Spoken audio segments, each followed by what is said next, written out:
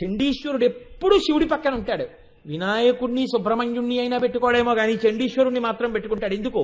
ఆవులు కాస్తూ తండ్రి శివాభిషేకం వద్దన్న కారణం చేత తండ్రిని కూడా చూడకుండా గొడ్డలు పెట్టి కాళ్ళు నరికేశాడు.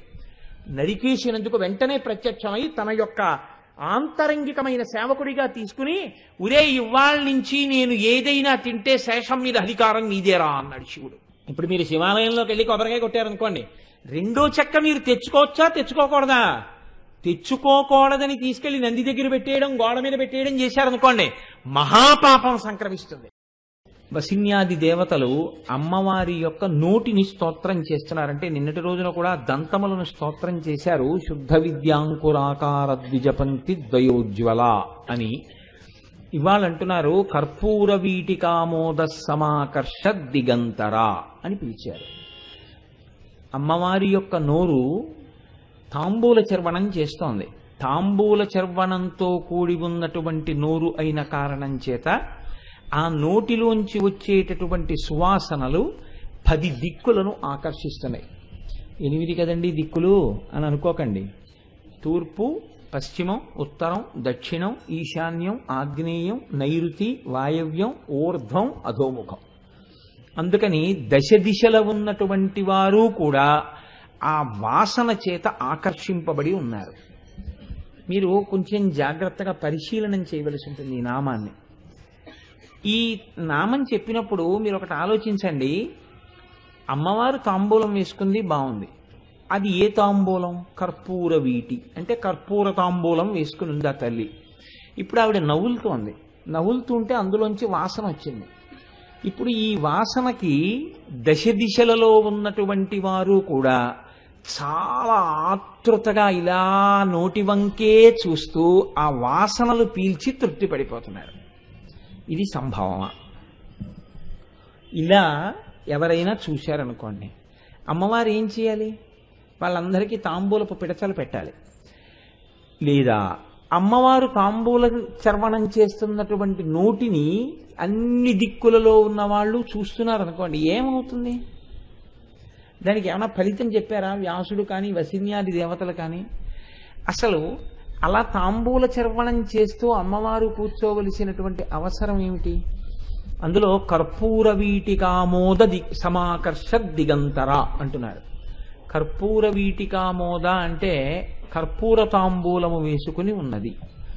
మీరు ఒక విషయాన్ని జాగ్రత్తగా గమనించండి. తాంబూలమునందు ప్రధానంగా ఉండవలసినటువంటి వస్తువు ఏది అంటే తమలపాకు చాలా ప్రధానం. ఎందుచేత అంటే మీరు మిగిలినటువంటి వస్తువులు ఒకటి కాకపోతే ఒకటి దొరుకుతాయి, ఒకటి లేకపోతే ఒకటి వేసుకోవచ్చు, ఇబ్బంది ఉండదు. యాలుకలు లేవనుకోండి, జాపత్రి ఉంది, ఇబ్బంది లేదు. లేకపోతే లవంగాలు ఉన్నాయి, కర్పూరం లేదు, పెద్ద ఇబ్బంది ఏం లేదు. కానీ అమ్మవారు వేసుకునేటటువంటి తాంబూలంలో మాత్రం యాలుకలు, లవంగాలు, పచ్చకర్పూరం, కస్తూరి, నాగకేసరములు, జాజికాయలు, తమలపాకులు, పోకచెక్కలు, కొబ్బరి, మిరియాలు, శొంఠి, సున్నం, కవిరి వీటితో కలిపినటువంటి తాంబూలాన్ని ఆ తల్లి వేసుకుంటుంది. కాబట్టి ఇప్పుడు కర్పూర వీటికామోద సమాకర్ష దిగంతర, కర్పూర తాంబూల చర్వణమును ఆ తల్లి చేయుచున్నది. ఈ తాంబూల చర్వణం చేస్తున్నప్పుడు అన్ని దిక్కులలో ఉన్న వాళ్ళు కూడా ఆవిడ తాంబూల చర్వణం చేస్తున్నటువంటి నోటి వంక చూచుచున్నారు. ఇప్పుడు ఈ నామంలో ఉన్నటువంటి గమ్మత్తు మీరు గమనించండి. ప్రధానంగా అందులో వాడబడినటువంటివి తమలపాకులు. అసలు తమలపాకులు లేకుండా తాంబూలం అనేటటువంటిది కుదరదు. ఇందులో మీరు కొంచెం జాగ్రత్తగా గమనిస్తే ఈ తాంబూలానికి సంబంధించినటువంటి విశేషం ఒకదాన్ని మీరు తెలుసుకోవాల్సి ఉంటుంది. ప్రధానంగా అందులో ఈ ఆకు ఏదైతే ఉందో తాంబూలంలో వాడేటటువంటి తమలపాకు గురించి కొన్ని మాటలు చెప్పింది శాస్త్రం. తాంబూలార్థం వల్లి తాంబూలి అని పేరు. ఆ ఆకు ఎందుకు పుడుతుంది, ఆ తీగ ఎందుకు పుడుతుంది అంటే అది కేవలము తాంబూలము కొరకు. తాంబూలము కొరకు మాత్రమే ఆ ఆకు పుట్టింది, ఇంకొక ప్రయోజనం ఏం లేదు ఆ ఆకుకి. అటువంటి తీగకు పుట్టింది. మనకి చాలా పవిత్రమైనటువంటి ఆకులు కొన్ని ఉన్నాయి లోకంలో. అందులో మారేడు బిల్వము అని మనం పిలుస్తాం. మారేడు దళం అది పువ్వు పుయ్యదు, కానీ కాయ కాస్తుంది. పువ్వు పుయ్యకుండా కాయ కాస్తే దాన్ని శ్రీఫలము అని పిలుస్తారు. అది సాక్షాత్తుగా లక్ష్మీదేవి సృష్టి చేసి ఆ చెట్టు కింద కూర్చుని తపస్సు చేసింది. అందుచేత దర్శనం స్పర్శనం పుణ్యం. మారేడు దళాలతో కూడినటువంటి చెట్టు వంక చూసినా ఆ చెట్టును ముట్టుకున్నా కూడా పుణ్యమే. అసలు మారేడు చెట్టు కింద కూర్చుని మంత్రానుష్ఠానం చేస్తే చాలా గొప్ప ఫలితాలు ఇస్తాయి. శారదాపీఠంలో, గుంటూరు శారదాపీఠంలో కాశీ నుంచి ఎవరో తీసుకొచ్చి అక్కడ వేశారట గింజలు, మారేడు చెట్లు పుట్టే. నవగ్రహ ప్రతిష్ఠ చేయడం కోసమని కంచి పీఠాధిపతులు చంద్రశేఖర పరమాచార్య స్వామి వారు ఆ గుడికి వచ్చారు. వస్తే అక్కడ ప్రతిష్ఠ అయ్యేంత వరకు ఆయన ఆ మారేడు చెట్ల కింద కూర్చుని జపం చేసుకున్నారు. అందుకే నేను ఎప్పుడైనా గుంటూరు శారదాపీఠంలో ఉపన్యాసాలు చెప్పడానికి వెళితే ప్రాతకాలానుష్ఠానం అయిపోయిన తర్వాత కొంతసేపు ఆ మారేడు చెట్ల కింద కూర్చుని నేను కూడా జపం చేసుకుంటూ ఉంటాను. ఇది పరమాచార్యులు వారు కూర్చున్న ప్రదేశం కదా అని. మారేడు చెట్టు కింద కూర్చోవడం అంత పవిత్రమైన విషయం. ఈ విషయం చెప్తే మా గోపాలకృష్ణ గారు ఏం చేశారంటే, ఈ దేవాలయంలో ఉన్నటువంటి మారేడు చెట్ల కింద అంతా చక్కగా శుభ్రం చేయించేశారు. గురువుగారు అక్కడే కాదు ఇక్కడే ఉన్నాయి కదా, మీరు ఏ ఆదివారమైనా ఇక్కడ కూడా కూర్చుని కొంతసేపు హాయిగా గడుపుతూ ఉండండి అని. సరే, తప్పకుండా ఈశ్వరుడు నాకు అటువంటి అదృష్టం ఇచ్చుగాక. నాకే కాదు, మీలో ఎవరైనా సరే మారేడు చెట్టు కింద కూర్చుని జపం చేసుకోవచ్చు. నాతో పాటు మా ప్రసాద్ బాబు గారు వాళ్ళు కూడా కూర్చుని జపం చేసుకుంటుండేవారు అక్కడ. సరే, అందుకని అంత పవిత్రమైనటువంటి ఆకులు పువ్వులు కొన్ని ఉంటాయి. అటువంటి వాటిల్లో మారేడు దళం, తులసీ దళం, కదంబ వృక్షం, కదంబ పుష్పం, ఎర్రటి పువ్వులు, ఇవన్నీ పరమ పవిత్రమైనటువంటి పత్రములు, ఆకులు. ఇందులో తమలపాకు కూడా చాలా గొప్పది. కానీ విచిత్రం ఏమిటో తెలుసా అండి, తమలపాకు పువ్వు పుయ్యదు, కాయ కాయదు. కాయే లేదు కాబట్టి పండు లేదు. పువ్వు కాయ లేని తీగ ఏదైనా ఉంటే లోకంలో తమలపాకు ఒక్కటే. అది లత. తీగకు తమల ఆకులు కాస్తాయి. వస్తే ఆ ఆకులు తీసుకుని వస్తారు. చిత్రం ఏమిటంటే, శాస్త్రం ఏమందంటే దీని గురించి, అసలు ఇది చతుర్ముఖ బ్రహ్మగారి సృష్టిలోనిది కాదు ఈ లత అని చెప్పింది. మనకి లోకంలో కొన్ని ప్రాణులు కూడా ఉన్నాయి అలా, అవి చతుర్ముఖ బ్రహ్మగారి సృష్టిలోంచి రాలేదు. అందులో గోవు ఒకటి. అందుకే గోవు పాదముల యందు అమృతం ఉంటుంది. ఒక యజ్ఞం కానీ యాగం కానీ చెయ్యాలంటే ముందు ఆవును నడిపిస్తారు. ఆవు తన డెక్కలతో తొక్కిన చోట అమృత బిందువులు ఉలుకుతాయి. ఎక్కడ ఆవు ఉంటుందో అక్కడ ఐశ్వర్యం ఉంటుంది. ఎక్కడ ఆవు ఉంటుందో అక్కడ 33 కోట్ల మంది దేవతలు ఉంటారు. కాబట్టి బ్రహ్మగారి సృష్టిలోని ప్రాణి కానిది ఆవు. అలాగే ఈ సృష్టిలో రానటువంటి తీగ తమలపాకు. తమలపాకుకి సంబంధించినటువంటి తీగ కూడా లౌకికమైన సృష్టిలో రాలేదు. మరి అది ఎలా వచ్చింది అని మీకు అనుమానం రావచ్చు. దాని గురించి ఏమన్నారంటే, నాగస్యై రావణస్యాలాని జాతత్వా నాగవల్లి అని పిలిచారు. ఆ యొక్క తీగ, ఆ యొక్క లత దేవలోకంలో దేవేంద్రుడు ఎక్కి తిరిగేటటువంటి తెల్లటి ఏనుగు ఒకటి ఉంది, ఐరావతము అని. ఆ ఐరావతాన్ని కట్టేసే స్తంభం ఒకటి ఉంది. ఐరావతాన్ని కట్టేసేటటువంటి స్తంభానికి పుట్టింది ఆ తీగ, తమలపాకు తీగ. అది భూలోకానికి వచ్చింది. అందుకే తమలపాకుకి అంత ప్రశస్తి వచ్చింది. తాంబూలంలో దాన్ని ఎందుకు వేసుకుంటారో తెలుసా అండి? తమలపాకు నోటిలో చర్వణం చేస్తే నోటికి సంబంధించినటువంటి వ్యాధులు పోతాయి, బాగా జీర్ణమవుతుంది. గర్భిణి అయినటువంటి స్త్రీ ప్రతిరోజు ఒకసారి కానీ 2 సార్లు కానీ చక్కటి తాంబూలాన్ని నవిలి మింగితే లోపల ఉన్న శిశువు మంచి ఆరోగ్యవంతంగా తయారవుతుంది. పైగా అది సుమంగళి సూచన. ఆమె సభర్తృక అని గుర్తు ఏమిటంటే, ఆవిడ తాంబూల చర్వణం చేస్తారు. ఆవిడ తాంబూలం వేసుకుని ఉన్నారు అంటే ఆవిడ సభర్తృక, సుమంగళి అని గుర్తు. ఇందులో ఇంకా చాలా ఆశ్చర్యకరమైనటువంటి విషయం ఏమిటంటే, కేవలము తాంబూలము నవలడం కోసం ఉపయోగించడమే కాదు, ఈ తమలపాకుకి లోకంలో ఒక గొప్ప లక్షణం ఉందిట. అది ఐరావతాన్ని కట్టిన స్తంభంలోంచి వచ్చింది కాబట్టి దానికి ఉన్న శక్తి ఏమి అన్నారు. తాంయతి విషవో భవత్యనయా జనయితి తాంబూలి అన్నారు. ఈ తమలపాకులతో చేయబడినటువంటి తాంబూలాన్ని చర్వణం చేస్తే జనులందరూ కూడా వివశులవుతారట. అంతకన్నా నేను చెప్పక్కర్లేదు దాని గురించి. అది ఒండరులకు ప్రీతిపాత్రం అవుతుంది. అందుకనే నీ నోరు బాగా పండింది, మీ ఆయనకి నీ మీద ప్రీతి అని ఒక సామెత వచ్చింది. మీరు చూడండి, తమలపాకు విషయంలో ఒక మర్యాద ఉంటుంది, మీకు అలా అన్నిటికీ ఉండదండి. లోకంలో నాకు తెలిసినంత వరకు, నాకు జ్ఞాపకం ఉన్నంత వరకు 2 ఆకుల విషయంలో మాత్రం చాలా గౌరవం ప్రదర్శిస్తారు. తమలపాకు నోట్లో వేసుకుంటే నోరు పండిందంటారు, నోరు ఎర్రబడింది అనరు. గోరింటాకు చేతికి పెట్టుకుంటే చెయ్యి పండిందంటారు, చెయ్యి ఎర్రబడింది అనరు. అబ్బా నీ చెయ్యి ఎంత బాగా పండిందో అంటారు, అంతేకాని నీ చెయ్యి ఎంత ఎర్రబడిందో అనరు. తమలపాకులు చర్వణం చేస్తే, తాంబూల చర్వణం చేస్తే నీ నోరు ఎంత బాగా పండిందో అంటారు, అంతేగాని నీ నోరు ఎంత ఎర్రబడిందో అనరు. మీరు చూడండి, బాగా ఎర్రగా ఉంది నోరు అనరు, బాగా పండింది అంటారు. పండిందన్న మాట తమలపాకుకి, పండిందన్న మాట గోరింటాకుకి ఎందుకు వేస్తారో తెలుసా అండి? ఇవి జీవితము యొక్క ప్రయోజనానికే ముడిపెట్టబడి ఉంటాయి. మీరు ఒక చెట్టు పుట్టాలి అని ఒక టెంక వేశారండి, ఒక మామిడి టెంక వేశారు, చెరుకు రసాలు మీరు తిన్నారు. నేను ఒకనకొకప్పుడు పెద్దాపురంలో కాపురం ఉండేవాడిని. ఓసారి ఆదివారం సంత ఉండేది పెద్దాపురంలో. సంతకు పెడితే నా చెయ్యి ఎంత ఉంటుందో అంతంత చెరుకు రసాల మామిడి పళ్ళు వచ్చాయి ఆ రోజున. నేను చాలా తెల్లబోయి ఆ చెరుకు రసాల మామిడి పళ్ళు ఇంటికి పట్టుకొచ్చాను.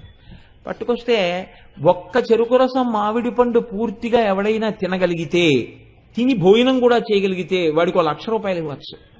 అంత మధురమైన పండు, అంతంత పళ్ళు.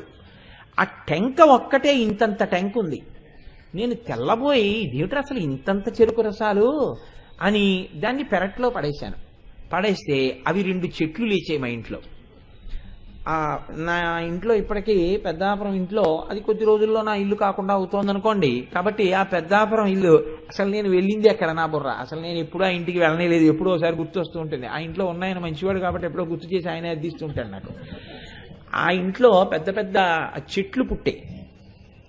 అవి మామిడి కాయలు కాస్తుంటాయి. నేను ఎప్పుడు తినలేదు. ఆ ఇంట్లో అద్దెకున్న వాళ్ళే దాన్ని తీసుకుంటుంటారు. అది న్యాయం కూడా. నేను ఎప్పుడు తెచ్చుకోలేదు. వాళ్ళు తీసుకెళ్ళమన్నా నాకు వద్దమ్మా, నీరు పోసింది మీరు, సంరక్షిస్తున్నది మీరు తినండి తప్ప నేను తీసుకెళ్ళను అలాగని చెప్పాను. అలాగే ఓసారి ఇంతంత పనస తొనలు మా సంతలోకి వస్తే తెస్తే, పాపం ఆ రోజుల్లో మా అమ్మగారి శరీరంతో ఉండేవారు. ఆవిడ చాలా శ్రద్ధ తీసుకుని ఆ పనస చెట్లు వేశారు. అవి ఇప్పటికీ చాలా మంది పిల్లల తల్లి ఎలా ఉంటుందో అలా పనస చెట్టు కాపుకొస్తే ఆకులు కనపడవు, ఆశాంతం కాయలు కాసేస్తే నాకు ఆ ఇంట్లో ఉన్నాయని ఫోన్ చేశాడు, మేము పంచలేకపోతున్నామండి, మీరు కనీసం ఒక పెద్ద వ్యాను ఏదో తెచ్చి పట్టుకెళ్ళిపోండి కొన్నాళ్ళని. అప్పుడు ఒక్కసారి మాత్రం మా ముత్యాలు సత్యనారాయణ నేను వెళితే మా ముత్యాలు సత్యనారాయణ ఉండలేక ఓ కాయెట్టుకొస్తానని కోసి పట్టుకొచ్చారు. అలా ఏదో ఈశ్వరానుగ్రహం ఉన్న తగ్గిపెట్టేంత పెరడవు. అందులో 2 దేవతా వృక్షాలు పుట్టాయి. సరే, నేను ఎందుకు మనవి చేశాను అంటే, ఈ విషయాలు ఒక్కొక్క ఆకుకి ప్రాధాన్యత ఉంటుంది. ఈ ఆకు గొప్పతనం ఏంటంటే, ఒక టెంక మీరు భూమిలో వేశారనుకోండి, ప్రయోజనం ఏమిటి? అది పండు పండాలని. ఈ టెంకలోంచి మొక్క వస్తుంది. ఇప్పుడు ఈ మొక్కను ఎందుకు రక్షిస్తారు మీరు? ఇది పువ్వు పుయ్యాలని. పువ్వు పూసింది, కోసుకు తినేస్తారా మామిడి పూత? కోసుకోరు. ఇది రక్షింపబడాలి. ఎందుకు? పిందె వెయ్యాలి. పిందెని రక్షిస్తారు ఎందుకు? కాయాలి. కాయని రక్షిస్తారు ఎందుకు? పండు పండాలి. పండిపోయిన తర్వాత ఏం చేయాలి? మీరేం చేయక్కర్లా, అదే విడిపోతుంది. ఇక చెట్టును అంటుకోదు. బాగా పండిపోతే చెట్టు నుంచి విడిపోతుంది. నీ నోరు బాగా పండిందంటారు. అంటే ఏమిటో తెలుసా అండి? ఈ పండిన నోటితో నీవు అత్యంత ప్రీతికరంగా నీ సహధర్మచారినితో మాట్లాడి, నీ సహధర్మచారిని అంత ప్రీతిగా నీతో మాట్లాడి, ఇద్దరూ చెయ్యి పట్టుకుని ధర్మమునందు ప్రస్థానం చేసి మీ జీవితాలు పండించుకోవాలి. ఒండరుల యందు ప్రీతి లేదనుకోండి, ఒకరంటే ఒకరికి, ఈయన వ్రతం చేద్దామంటే ఆవిడ వద్దంటుంది, ఆవిడ గుళ్ళో పెడదామంటే ఈయన వద్దంటాడు. ఒకవేళ ఈవిడ వద్దంటే ఆయన విశాల హృదయంతో ఒప్పుకున్నాడు అనుకోండి, ఈయన చేద్దామంటే ఆవిడ ఒప్పుకుంది అనుకోండి, వాళ్ళిద్దరూ ధర్మమునందు ప్రస్థానం చేశారు. అందుకని ఇద్దరూ పండుతున్నారు. అందుకే ఈవిడ నోరు పండితే ఆయనకు అనుగ్రహం, ఆయన నోరు పండితే ఈవిడకు అనుగ్రహం. అది ఎవరి విషయంలో? ఒక్క తమలపాకు విషయంలో. అందుకే నోరు పండిందంటారు కానీ నోరు ఎరుపయింది అంటారు. ఎరుపైతే రాగరంజితం, అది కేవలం కామ్య ప్రయోజనం కాదు. నోరు పండింది అంటే ధర్మ ప్రస్థానానికి పనికొచ్చింది. అలాగే చెయ్యి, గోరింటాకు పెడితే చెయ్యి పండింది అంటారు. పురుషుడికి గాజుల చేతి భోజనం అదృష్టం. ఎంత అలిసిపోయి ఇంటికి వచ్చినా భార్య ప్రేమార పెట్టినటువంటి అన్నం కడుపు నిండుతుంది. అమ్మ పెట్టిన అన్నం కడుపు నిండుతుంది. గాజులు వేసినటువంటి చెయ్యి పాణిగ్రహణం అయిన తర్వాత సాలంకృతం చెయ్యబడుతుంది. ఈ చెయ్యి ఈశ్వరుడి చేత పట్టబడింది కాబట్టి భర్త దైవమై ఉన్నాడు, ఆమె సభర్తృక కనుక ఆ చెయ్యి దైవస్వరూపాన్ని రోజు అర్చన చేస్తోంది. ఆయనకి పలహారం పెట్టడం అంటే ఈశ్వరుడికి బాలభోగం, ఆయనకి భోజనం పెట్టడం అంటే భగవంతుడికి మహానైవేద్యం. ఆయన పడుకున్నప్పుడు ఒక పాట పాడడం అంటే ఈశ్వరుడికి ఏకాంత సేవ. కాబట్టి ఇప్పుడు భర్తని అలా అనుగమించగలిగినటువంటి చెయ్యి ఏది చేస్తున్నా ఆ చేత్తో చేస్తోంది కాబట్టి ఆయన పుణ్యంలో సగభాగం పడిపోతోంది. అటువంటి చెయ్యి కాబట్టి ఈ చేతికి అలంకారం ఉండాలి, గాజులు వేశారు. ఇది సభర్తృక యొక్క చెయ్యి, అందుకని దీనికి గాజులు వేయండి అన్నారు. ఈ గాజుల చేతి భోజనం చెయ్యడం పురుషుడికి మహద్భాగ్యం అన్నారు. అలాగే ఇప్పుడు ఈ చెయ్యి పండిందన్నారు అంటే ఈ చెయ్యి ఆయన్ని సేవించి ఆయన ఈ సేవలందుకని బాగా ఈశ్వరుణ్ణి సేవించి ఇద్దరూ కలిసి జీవితాన్ని పండించుకోవడానికి ఈ చెయ్యి ఆయన ధర్మప్రస్థానంలో ఉపయుక్తమవుతోంది కాబట్టి చెయ్యి పండింది అంటారు. గోరింటాకుకి చెయ్యి పండింది, తమలపాకుకి నోరు పండింది. అంటే మీరు ఆ ఆకుకున్నటువంటి గౌరవాన్ని మీరు చూడండి, అసలు దాని సృష్టి అటువంటిది. అందుకే ఆ ఆకుతో కూడిన పదార్థాన్ని నోటిలో చర్వణం చేసినంత మాత్రం చేత విశేషమైనటువంటి ప్రయోజనములు సమకూడుతాయని చెప్తోంది శాస్త్రం. అయితే గమ్మత్తు ఏమిటంటే ఎంత గొప్ప తమలపాకు ఎందు కూడా అపారమైనటువంటి అనారోగ్యము నీయగలిగినటువంటిది ఒకటి ఉంటుంది. ఏమిటో తెలుసా అండి? ముచిక. మీకు తమలపాకు నమ్మినప్పుడు మాత్రం ముచిక లేకుండా అమ్మరు. దాని వలన మీరు క్యాలీఫ్లవర్ పువ్వు కొనుక్కుంటే బ్యాగ్లో పట్టదు అనుకుంటే దానికి ఉన్నటువంటి కింది ఆధారపు వేళ్లని కత్తితో నరికేసి పువ్వు ఇస్తారు. తమలపాకులు అమ్మేవాళ్ళు ముచికలు తెంపి మీకు ఇవ్వరు. ఎందుకు ఇవ్వరో తెలుసా అండి? నువ్వు ఏది చేద్దామనుకున్నా దాంట్లోనే పక్కన మళ్ళీ అయోమయమైన ధోరణి, మాయా, వైక్లభ్యము, తడబాటు ఇలాంటివన్నీ కూడా పక్కనే చేరుతాయి. ఇద్దరూ కలిసి ప్రీతితో ఈశ్వర పదంలో ప్రయాణం చేద్దామని మొదలుపెట్టేటప్పటికీ ఈ ప్రీతి వెర్రితలలు తొక్కుతుంది. వెర్రితలలు వేసి పనికిమాలిన ప్రీతిగా మారిపోయి ఒండొల్ల మీద పాడవుతారు. ఇన్నిటికి సూచి అయిన తమలపాకుకి ముచిక మాత్రం అనారోగ్యకరం. అందుకే ఈశ్వరుడికి తాంబూలం ఇచ్చినా సరే ముచిక గిల్లని తాంబూలం ఈశ్వరుడికి ఇవ్వకూడదు. మీకిచ్చినప్పుడు ముచికతో తాంబూలం ఇస్తారు. ఎవరు తాంబూలం వేసుకున్నా తాంబూలం వేసుకునేటప్పుడు ముచిక తీసుకోవడం వాడిదే పని. ఒక్క భర్తకి భార్య తాంబూలం ఇస్తే మాత్రం ముచిక తీసి భర్తకి ఇస్తుంది. ఎందుకో తెలుసా అండి?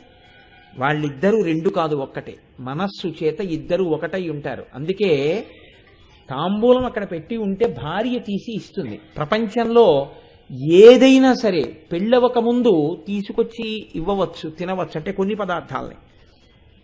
ఒక్క తాంబూలం మాత్రం పురుషుడు తన జీవితంలో ఎవరి చేత్తో ఇచ్చిన తాంబూలం వేసుకోకూడదు. పెళ్ళయిన తరువాత భార్య ఇచ్చిన తాంబూలాన్ని నోట్లో వేసుకోవడంతోనే తాంబూలపు రుచి పురుషుడికి తెలియాలి అని ధర్మశాస్త్రం. అప్పటి వరకు తాంబూలం పురుషుడు చర్వణం చేయకూడదు. గురువుగారి దర్శనానికి వెడుతుంటే తాంబూలం వేసుకుని వెళ్ళకూడదు. తాంబూలం ఒక్కొక్కరు ఉన్నప్పుడు వేసుకోకూడదు, ఒక్కొక్కరు ఉన్నప్పుడు వేసుకోకుండా ఉండకూడదు. అమ్మవారి ప్రసాదం మీకు ఇచ్చారనుకోండి, అమ్మవారి ప్రసాదంగా మీకు ఇస్తే చాలా గొప్ప ప్రసాదం ఏది అని అడిగింది శాస్త్రం. అడిగితే చక్ర పొంగలి ప్రసాదం, పులిహార ప్రసాదం అనకూడదు. వెంటనే మీరు రుచిని చెప్పినట్టు. చక్ర పొంగలి అనేటప్పటికీ కొద్దిగా పెట్టండి నాకు షుగర్ అంటాడు. అంటే ఇప్పుడు ఏం చూశాడు? దాని యందు అనారోగ్య హేతువుని చూశాడు. కాబట్టి ఆయనకి ప్రసాదమునందు ఒక దోషాన్ని చూసినటువంటి లక్షణం వచ్చింది కాబట్టి పాపం ఆయన ఖాతాలో పడుతుంది. దానికి ఆ ఇబ్బంది ఉంది. చక్కెర పొంగలి ప్రసాదం, పులిహార ప్రసాదం అనకూడదు, ప్రసాదం అనాలంతే. మీరు తీసుకుని కొద్దిగా మీ నోట్లో వేసుకుని మిగిలింది ఎవరికైనా ఇవ్వాలి తప్ప ప్రసాదం ఇచ్చేటప్పుడు ఎక్కువ ఇవ్వకండి, ఎక్కువ ఇవ్వకండి, ఎక్కువ ఇవ్వకండి అనకూడదు. ప్రసాదం ఎంత ఇస్తే అంత పుచ్చుకోవాలి. లోకంలో ప్రసాదం అన్న మాటకి పక్కన కలిసిపోయినది ఏదో తెలుసా అండి? తాంబూల ప్రసాద. తాంబూలం ప్రసాదం. అసలు ప్రసాదం అన్న మాటకి అర్థం ఏమిటంటే తాంబూలమే. తాంబూలం మీకు చిత్రం ఏమిటంటే అమ్మవారి ప్రసాదం అన్నప్పుడు సాధారణంగా కుంకం ఇచ్చారనుకోండి, మీరు చూడండి మగవాడు ఏం చేస్తారంటే కొంచెంగా బొట్టు పెట్టుకుని మిగిలింది ఆడదానికి ఇస్తే ఆవిడ చాలా జాగ్రత్తగా ఒక కాగితంలో పొట్లం కట్టుకుని ఇంటికి పట్టుకెడుతుంది. ఓ ఉత్తరీయం వేశారనుకోండి, మొగాడు ఆ ఉత్తరీయం వేసుకుంటాడు, వెళ్ళిపోతాడు. ఓ చీర పెట్టారనుకోండి, లేకపోతే ఓ రవికిల బట్ట పెట్టారనుకోండి, ఆడది కుట్టించుకుంటుంది. తాంబూల ప్రసాదం ఇచ్చారనుకోండి, అది పురుషుడికా స్త్రీకా? తాంబూల ప్రసాదం దంపతుల్లో ఏ ఒక్కరికి దక్కినా ఒక్కరూ తినకూడదు, ఇద్దరూ తినాలి, సగం సగం. ఎందుకో తెలుసా అండి? అసలు దాని పేరే తాంబూల ప్రసాదం. అది దంపతులు ఇద్దరూ ధర్మపథంలో నడవడం దగ్గర నుంచి శాస్త్రం అంది దాని ప్రయోజనము చెప్పినటువంటి వాడు పాపాత్ముడని చెప్పారు. తాంబూల ప్రసాదానికి ఈ ఫలితం ఉంటుందండి అని ఎవరైనా చెప్పారనుకోండి, వాడికి పాపం సంక్రమిస్తుంది. నువ్వు చెప్పలేవు తాంబూలమునకు ఫలితాన్ని, అంత శక్తివంతము. అమ్మవారికి మీరు చేసేటటువంటి ఉపచారములలో అత్యంత శక్తివంతమైన ప్రసాదం ఏదో తెలుసా అండి? మీరు నోటితో అడగక్కర్లేదు, ఏ కోరికలనైనా తీర్చగలిగినటువంటి విశేషమైన సమర్థత దేనికి ఉంటుంది? తాంబూలం అనుకుంటుంది. తాంబూలం వేసుకోకుండా సుమంగళి ఇంట్లో ఉండవచ్చా? ఆమె తన సౌమాంగల్యమునే అవమానించుకున్నట్టు. ఆమె రోజు తాంబూల చర్వణం చెయ్యాలి. సుమంగళిని అని గొప్ప ఏమిటో తెలుసా అండి? తాంబూల చర్వణం. సభలో ఆడవాళ్ళు తాంబూలం వేసుకొని కూర్చుని ఉన్నారనుకోండి, ఉత్తర క్షణంలో అమ్మవారి నోరు కనపడి నమస్కారం చేయాలి. అందుకే నాకు తెలిసి, ఏమో ఎక్కడైనా జరుగుతున్నాయేమో నాకు తెలియదు, నేనే అన్ని చోట్లకి ఎక్కువ వెళ్ళను, శారదా నవరాత్రుల్లో మధురమైనటువంటి తాంబూలాన్ని ఏదో ఒక రోజున పూజ చేసుకున్నటువంటి సువాసినులందరికీ ఇచ్చేటటువంటి అలవాటు ఉన్న ప్రాంగణం అయ్యప్ప స్వామి దేవస్థాన ప్రాంగణం. ఇక్కడ అలా తాంబూలం ఇచ్చి ఆడవాళ్ళని వేసుకుని దర్శనానికి వెళ్ళమని చెప్తాం. అంత గొప్ప ప్రసాదం తాంబూల ప్రసాదం. దాని పేరే తాంబూల ప్రసాద. ఇప్పుడు ఆ తమలపాకు ఏం చెయ్యగలదు అంటే ఒండరులకు ప్రీతి జనింప చేయగలదు. అసలు దాంపత్యం అంటే అదేనండి. ప్రీతి యొక్క పరాకాష్ఠకే దాంపత్యం అని పేరు. అది ఒక స్థితిలో శరీర సంబంధమైనటువంటి ప్రీతిగా ప్రారంభం కావచ్చు, కానీ ఈ ప్రీతి ఏమైపోతుందంటే శరీరములు వృద్ధాప్యంలోకి వచ్చేసిన తర్వాత అప్పుడు ఇంకా బాగా బడలిపోయినటువంటి స్థితిలో ఒకరిని ఒకరు అనుగమించినటువంటి కారణాన్ని తీసుకుని ఒకరి యందు ఒకరికి ప్రీతి కలుగుతుంది. అయ్యయ్యో, నా జీవితంలో ఇంత కష్టపడి నన్ను అనుగమించింది, ఇన్ని కష్ట సుఖాలలో తోడు నీడగా తల్లిని మరపించే ఇల్లాలి ఆదరణ అని జ్ఞాపకానికి వస్తుంది. జ్ఞాపకానికి వచ్చి ఆమె యందు ప్రీతి పెరుగుతుంది. ఇప్పుడు ఆవిడ శరీరంతో పురుషుడికి సంబంధమే ఉండదు, ఆవిడ మనసుతో సంబంధం. పురుషుడు జర్జరీభూతం అయిపోతాడు, వృద్ధుడైపోతాడు. ఇప్పుడు ఆయన ఏం తేలేడు, ఆయనకేమీ ఆదాయం లేదు, ఆయనకేం పెద్ద ఆరోగ్యవంతుడేం కాడు. ఇప్పుడు ఆయన ఏమీ తట్టుకోలేడు. భార్య మనస్సంతా దేని మీద ఉంటుందంటే ఆయన యందే ఉంటుంది. ఆయన కోసం ఏదైనా త్యాగం చేస్తుంది. శాస్త్రం ఏముందో తెలుసా అండి? ఆయన్ని విడిచిపెట్టి వెళ్ళడం కుదరదు కాబట్టి నేను యాత్రకు వెళ్ళలేకపోతున్నాను అందనుకోండి ఒక ఆవిడ, ఆ యాత్ర చేసిన ఫలితం ఆవిడ ఖాతాలో వేసేమంది. భర్తని అనుగమించడం అంటే అంత శక్తివంతం శాస్త్రంలో. ఈ అనుగమించగలిగినటువంటి ప్రీతి దేని వలన ఏర్పడుతుంది? తాంబూల చర్వణము చేత ఏర్పడుతుంది. ఆ శక్తి ఎలా ఉంది వేసుకు చూడికి తెలుస్తుందని చెప్పారు.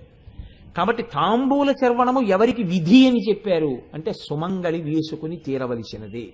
సుమంగళి ఎందుకు వేసుకుంటారంటే భర్త పూజ చేస్తాడు రోజు షోడశోపచారాలతో. పూజ చేసినప్పుడు చక్కగా ముందున్నటువంటి కొనలు తెంపేస్తాడు, చివర్లు తెంపేస్తాడు, తాంబూలాన్ని పార్వతీ పరమేశ్వరులకో లక్ష్మీనారాయణులకో సమర్పణం చేస్తాడు పూజామందిరంలో. భార్య తాను భోజనానికి కూర్చునే ముందే ఆ తాంబూలాన్ని తీసుకుని కళ్ళకద్దుకుని తెచ్చుకుని పక్కన పెట్టుకుంటుంది. ఇప్పుడు ఆవిడ భోజనం అయిపోయిన తర్వాత అలవాటు ఉంటే వేసుకుంటానంటే భర్తగారికి ఓ తాంబూలం చేసిస్తుంది, ఈ తాంబూలం ఆవిడ వేసుకుంటుంది. ప్రతిరోజు ఈ తాంబూలం ఆవిడ వేసుకోవడం వల్ల ఏమవుతుందంటే ఆయన ఈవిడ ఒండరులు ఒకరి యందు ఒకరు ప్రీతి కలిగిన వారై ఉంటారు. దంపతులు ఏ ఇంట ఒకరి యందు ఒకరు ప్రీతితో సంతోషంగా ఉంటారో అక్కడ లక్ష్మీదేవి తాండవం చేస్తుంది. ఆ ఇల్లు అంత సంతోషంతో అంత సౌభాగ్యంతో ఉంటుంది. తాంబూల తిరస్కారము కాని, తాంబూలమును నిందించడం కాని మహాపాపం. మీకు నేను ఇంకొక మాట కూడా చెప్తాను. పెద్ద మనుషులు ఇక మాట తప్పము అని నిర్ణయం చేసుకున్నారు అని గుర్తేమి అని అడిగారు. తాంబూలాలు మార్చుకుంటారు. అందుకే తాంబూలాలు ఇచ్చుకున్నారండి అంటారు. ఏమంటే వాళ్ళ ఇంట్లో నిశ్చితార్థం అయిపోయిందంటారు. నిశ్చితార్థం అయిపోయిందంటే ఏం చేస్తారంటే దాంట్లో వైదికమైనటువంటి క్రతువేం లేదు. వైదిక ప్రక్రియకు భంగపాటు కాని పని చెయ్యాలి. వైదిక ప్రక్రియకు భంగపాటు కలిగేటటువంటి పని చెయ్యకుండా ఉండడానికి నిశ్చితార్థం అని పేరు. అనగా మీరు నన్ను ఇంకోలా అనుకోను అంటే నేను మీకు ఒక మాట చెప్తాను. నిశ్చితార్థం నాడు పెళ్లి కొడుకు పెళ్లి కూతురికి ఉంగరం పెట్టాడు అనుకోండి, అంటే ఆ పెళ్లి దేనితో ప్రారంభమవుతోంది అంటే దేవతలను, తల్లిదండ్రులను, వైదిక ప్రక్రియను, వేదమును, గాయత్రిని అవమానించడంతో ప్రారంభమవుతోందన్నమాట ఆ దాంపత్యం. ఎందుకని? ఎలా ముట్టుకుంటాడు పరపురుషుడు? తాళి ఎక్కడ కట్టాడు? జీలకర్ర బెల్లం ఎక్కడ పెట్టాడు? ఈయన కన్యాదానం ఎక్కడ చేశాడు? చెయ్యకుండా ఆ అమ్మాయిని పుట్టుకుని నువ్వు నా భార్యవి అన్న భావనతో ఆభరణాన్ని ఎలా పెడతాడు? అసలు ఆభరణం పెట్టచ్చా? పెట్టకూడదు. ఆఖరణ పెళ్లికి చిట్ట చివర నాకబలి అని చేస్తారు. నాకబలి అని పేరు దానికి. అది ఇవాళ నాగవల్లి నాగవల్లి అంటున్నారు. నాకబలి అంటే ఏమిటో తెలుసా అండి? పెళ్లిలోనే సాలంకృతం చేస్తారు పిల్లని. సాలంకృత కన్యాదానం అని తీసుకొచ్చి కూర్చోబెడతారు. తన భార్య అయిన తర్వాత జీలకర్ర బెల్లం పెట్టి మంగళసూత్రం కట్టేంత వరకు ఆమె పక్కన కూర్చునే అధికారం ఈయనకి లేదు.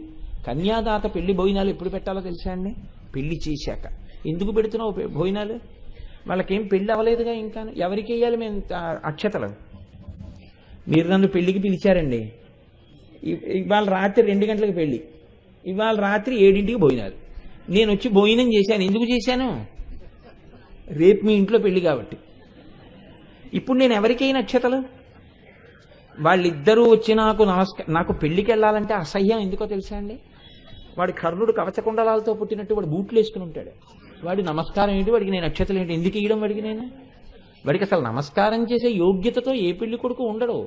వాడు ఎప్పుడు అసలు బూట్లు విప్పి పెద్దలు వస్తారా మనకు అక్షతలు వేస్తారు. మన జీవితం ఆ అక్షతల మీద ఆధారపడింది. మనం వారి కాళ్ళకి నమస్కారం ఎలా చేస్తాం? బూట్లు వేసుకుని. అందుకని మనం చెప్పులు లేకుండా నిలబడి ఉందామని ఏ పెళ్లి కొడుకు నుంచి ఉంటున్నాడు ఈ రోజున? ఎవ్వడికి అక్కర్లేదు. వాడు కర్ణుడు పుట్టినట్టు వాడు బూట్లు వేసుకు పుట్టినట్టు బూట్లు వేసుకుని ఉంటాడు అక్కడ. పెళ్ళి అవ్వదు. ఇంకా తెల్లవారుజామున పెళ్లి. ఈ అమ్మాయి వీడు పక్క పక్కనే కూర్చుంటారు. ఇక మళ్ళీ నువ్వు తాళి కట్టాక పక్కన కూర్చోబెట్టడం ఎందుకు? అసలు నిశ్చితార్థానికి ఆడపిల్లని మగపిల్లని కలిపి కూర్చోబెట్టమని ఏ వేదం చెప్పింది? ఎక్కడ ఏ శాస్త్రంలో ఉందండి? అది అవమానం. గాయత్రికి అవమానం, వేదానికి అవమానం. అదేంటిది? ఎలా కూర్చోబెడతారు? మీకు ఎక్కడుంది అధికారం? జీలకర్ర బెల్లం పెట్టే వరకు పక్కన కూర్చోడానికి వీల్లేదు. మీరు కన్యాదానం చేశారు కాబట్టి మీకంత పుణ్యరాశి మీకు వచ్చింది కాబట్టి ఈ సంతోషంలో మీరు వచ్చిన వాళ్ళందరికీ భోజనం పెడుతున్నారు, పలహారం పెడుతున్నారు. వాళ్ళందరూ సంతోషంగా ఇద్దరి తల మీద అక్షతలు వేసి అన్యోన్య దాంపత్య సిద్ధిరస్తూ పుత్రపౌత్రాభివృద్ధిరస్తూ అంటున్నారు. వీడికి పెళ్ళము లేదు, ఆ అమ్మాయికి మొగుడు లేడు. పుత్రపౌత్రాభివృద్ధిరస్తూ అని ఎలా వేస్తున్నావు ఇద్దరికి? వాళ్ళిద్దరికీ అక్షతలు వేసి మీ ఇద్దరికీ పిల్లలు పుట్టాలని చెప్తే వాళ్ళిద్దరిని వ్యభిచారం చేయించిన దోషం నీకు వచ్చింది. ఏది ఎక్కడ జీలకర్ర బెల్లం ఎక్కడ పెట్టుకున్నారండి? మంగళసూత్రం ఎక్కడ కట్టారని కుర్చీల్లో కూర్చోబెట్టి అక్షతలు ఇస్తున్నారు మీరు. ఏది వేదం మీద మర్యాద మీకు? పెళ్లికి ముందు భోజనాలు ఏంటి? పెళ్లికి ముందు రోజు రాత్రి భోజనాలు ఏంటి? పెట్టుకుంటే మీ బంధువులకి పెట్టుకోండి. ఊళ్ళో వాళ్ళకి ఏ అధికారంతో పెడతారు మీరు? ఇది ఒక అర్థరహితమైనటువంటి సిద్ధాంతం. ఇది ఎక్కడి నుంచి వచ్చిందో నాకు తెలియదు. ఇవాళ నిశ్చితార్థం అంటే ఏమిటంటే అసలు పెద్దలు వెర్రేళ్లలా కూర్చుని ఉంటారు. వీడు దానికి ఉంగరం దొరుకుతాడు, ఇది వాడికి దండేస్తుంది. వీళ్ళిద్దరూ ఫోటోలు దిగుతారు, వీడియోలు తీసుకుంటారు. మీరు ఇంకా ఊరుకుంటే మీరు అక్కడ ఉంటారు, వాళ్ళిద్దరూ మోటార్ సైకిల్ మీద ఎక్కడికో వెళ్ళొస్తారు. అంటే నా ఉద్దేశం గుడికో గోపురానికో అయి ఉండదు. ఏ అధికారంతో వెళ్ళారండి గుడికి వాళ్ళిద్దరు? వాళ్ళిద్దరు వెళ్ళాక మేము కాబోయే దంపతులమన్న భావనతో వెళ్ళారా వాళ్ళు? ఎలా వెడతారు వాళ్ళిద్దరు గుళ్ళోకి? ఏ ఈశ్వరుడి మ్రోలకి అదా వెళ్ళడం? అన్నం తింటున్నావా, గడ్డి తింటున్నావా? తండ్రి వెయ్యుండి ఎలా పంపించావు కూతురునలాగా? ఎందుకు ఈ మాట అంటున్నానంటే ఇలా నేను అనుకుంటే గడ్డి తిని పంపించని రేపు పొద్దున్న అడిగే అవకాశం కొంతమందికి ఉండదని. అందుకని ముందుగానే విజ్ఞాపన అన్నమాట ఇది పరోక్షంగా. కాబట్టి నిశ్చితార్థానికి పెళ్లి కూతురు వెళ్ళొచ్చా? ఒక్క నాటికి వెళ్ళకూడదు. అది వైదిక తిరస్కారం. ధర్మశాస్త్రంలోనే ఉంది. దీనికి మాకు ఆచారం ఉందండి అంటే అది ఏ ఆచారం అయినట్టు? మాకు వేదాన్ని తిరస్కరించడం ఆచారం అని చెప్పినట్టు. అసలు అలా చెప్పచ్చా? ఒక్కనాటికి చెప్పకూడదు. కాబట్టి మా ఇంట్లో తాంబూలాలకు ఆడపిల్లని తీసుకొస్తామండి, ఆచారం మాకేమిటి? బుర్రలేని ఆచారం. అలా ఏం ఉండదు లోకంలో. కాబట్టి సరే, ఇదంతా సామాన్యుని సొనుగుడు. ఎందుకు అంటారేమో అంటే తాంబూలం అనేటటువంటిది పెద్దలు మార్చుకుంటారు. పెద్దలు నిశ్చితార్థము అన్నది వైదిక ప్రక్రియ కాదు, అది శుభలేఖ పడడానికి హేతువు పడుతోంది. వీళ్ళు నిర్ణయించారు, మా అమ్మాయి ఈ గోత్రంలో పుట్టింది, మా వంశం ఇది, మా వంశంలో మా నాన్నగారు ఇది, మా తాతగారు ఇది, మా ముత్తాతగారు ఇది అని నేను చెప్పుకుంటాను. చెప్పుకుని నేను చెప్పుకుంటే నమ్ముతారు, నమ్మకపోతారు. వీడి గురించి వీడు చెప్పేస్తున్నాడు అనుకుంటారు. అందుకని నా ఇంటి పురోహితుడితో నేను వెడతాను. ఆయన చెప్తారు, వీరి తండ్రి గారు ఇదండి, వీరి తాతగారు ఇదండి, వీరి ముత్తాతగారు ఇదండి, వీరి గోత్రం ఇదండి, వీరి వేదం ఇదండి, వీరి శాఖ ఇదండి అని అన్నీ చెప్తారు.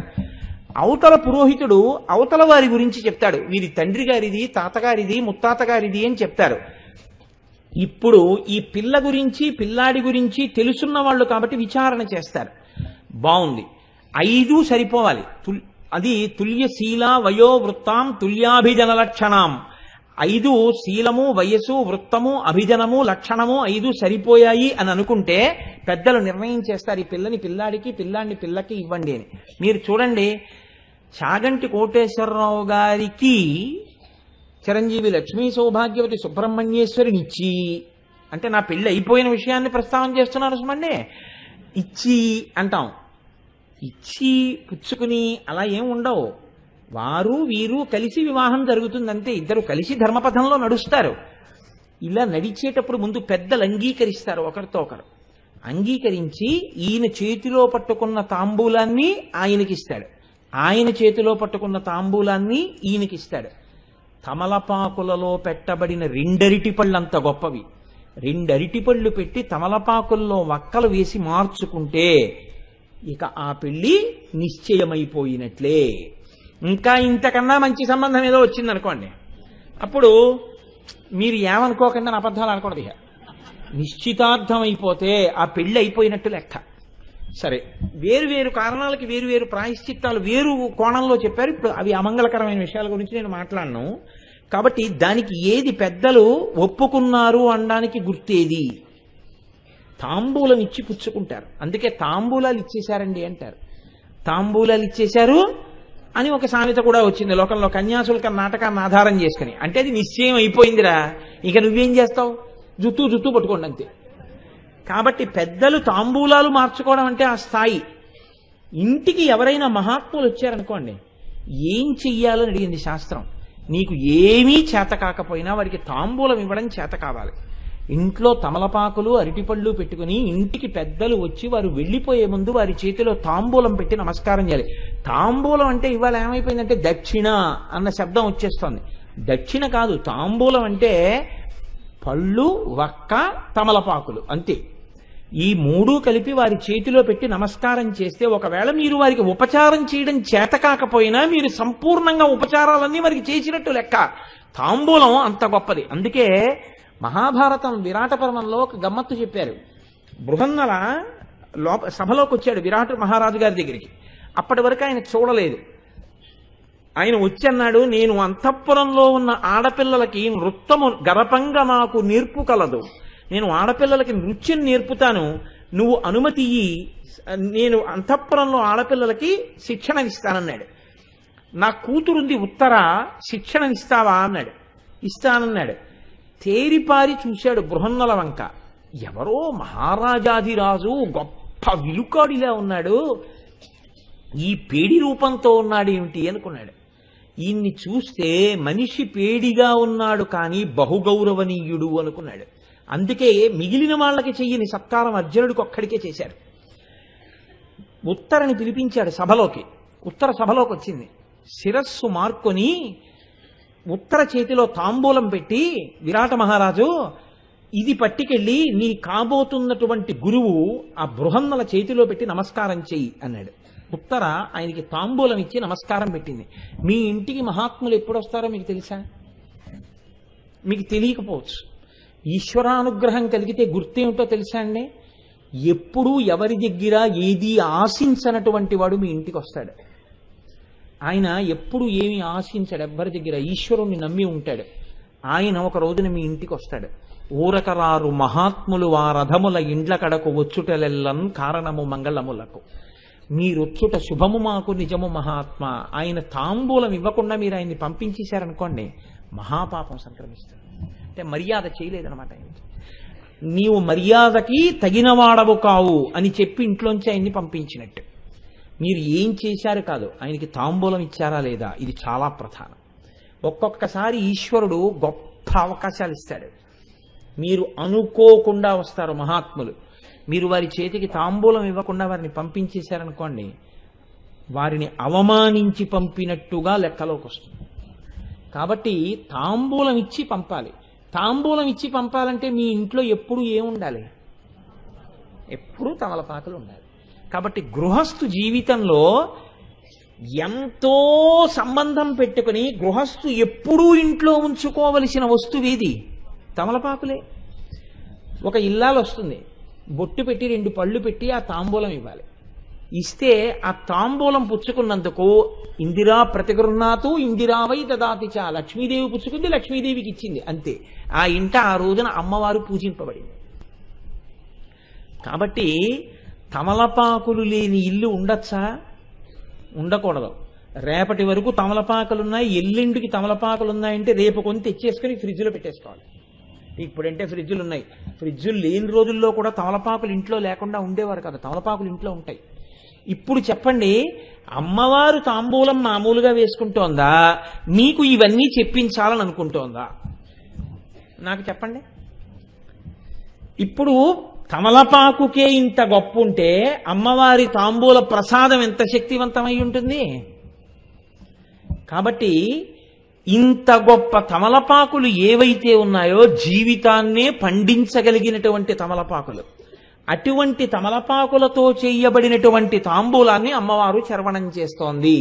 కర్పూర వీటికామోద సమాకర్ష దిగంతరా.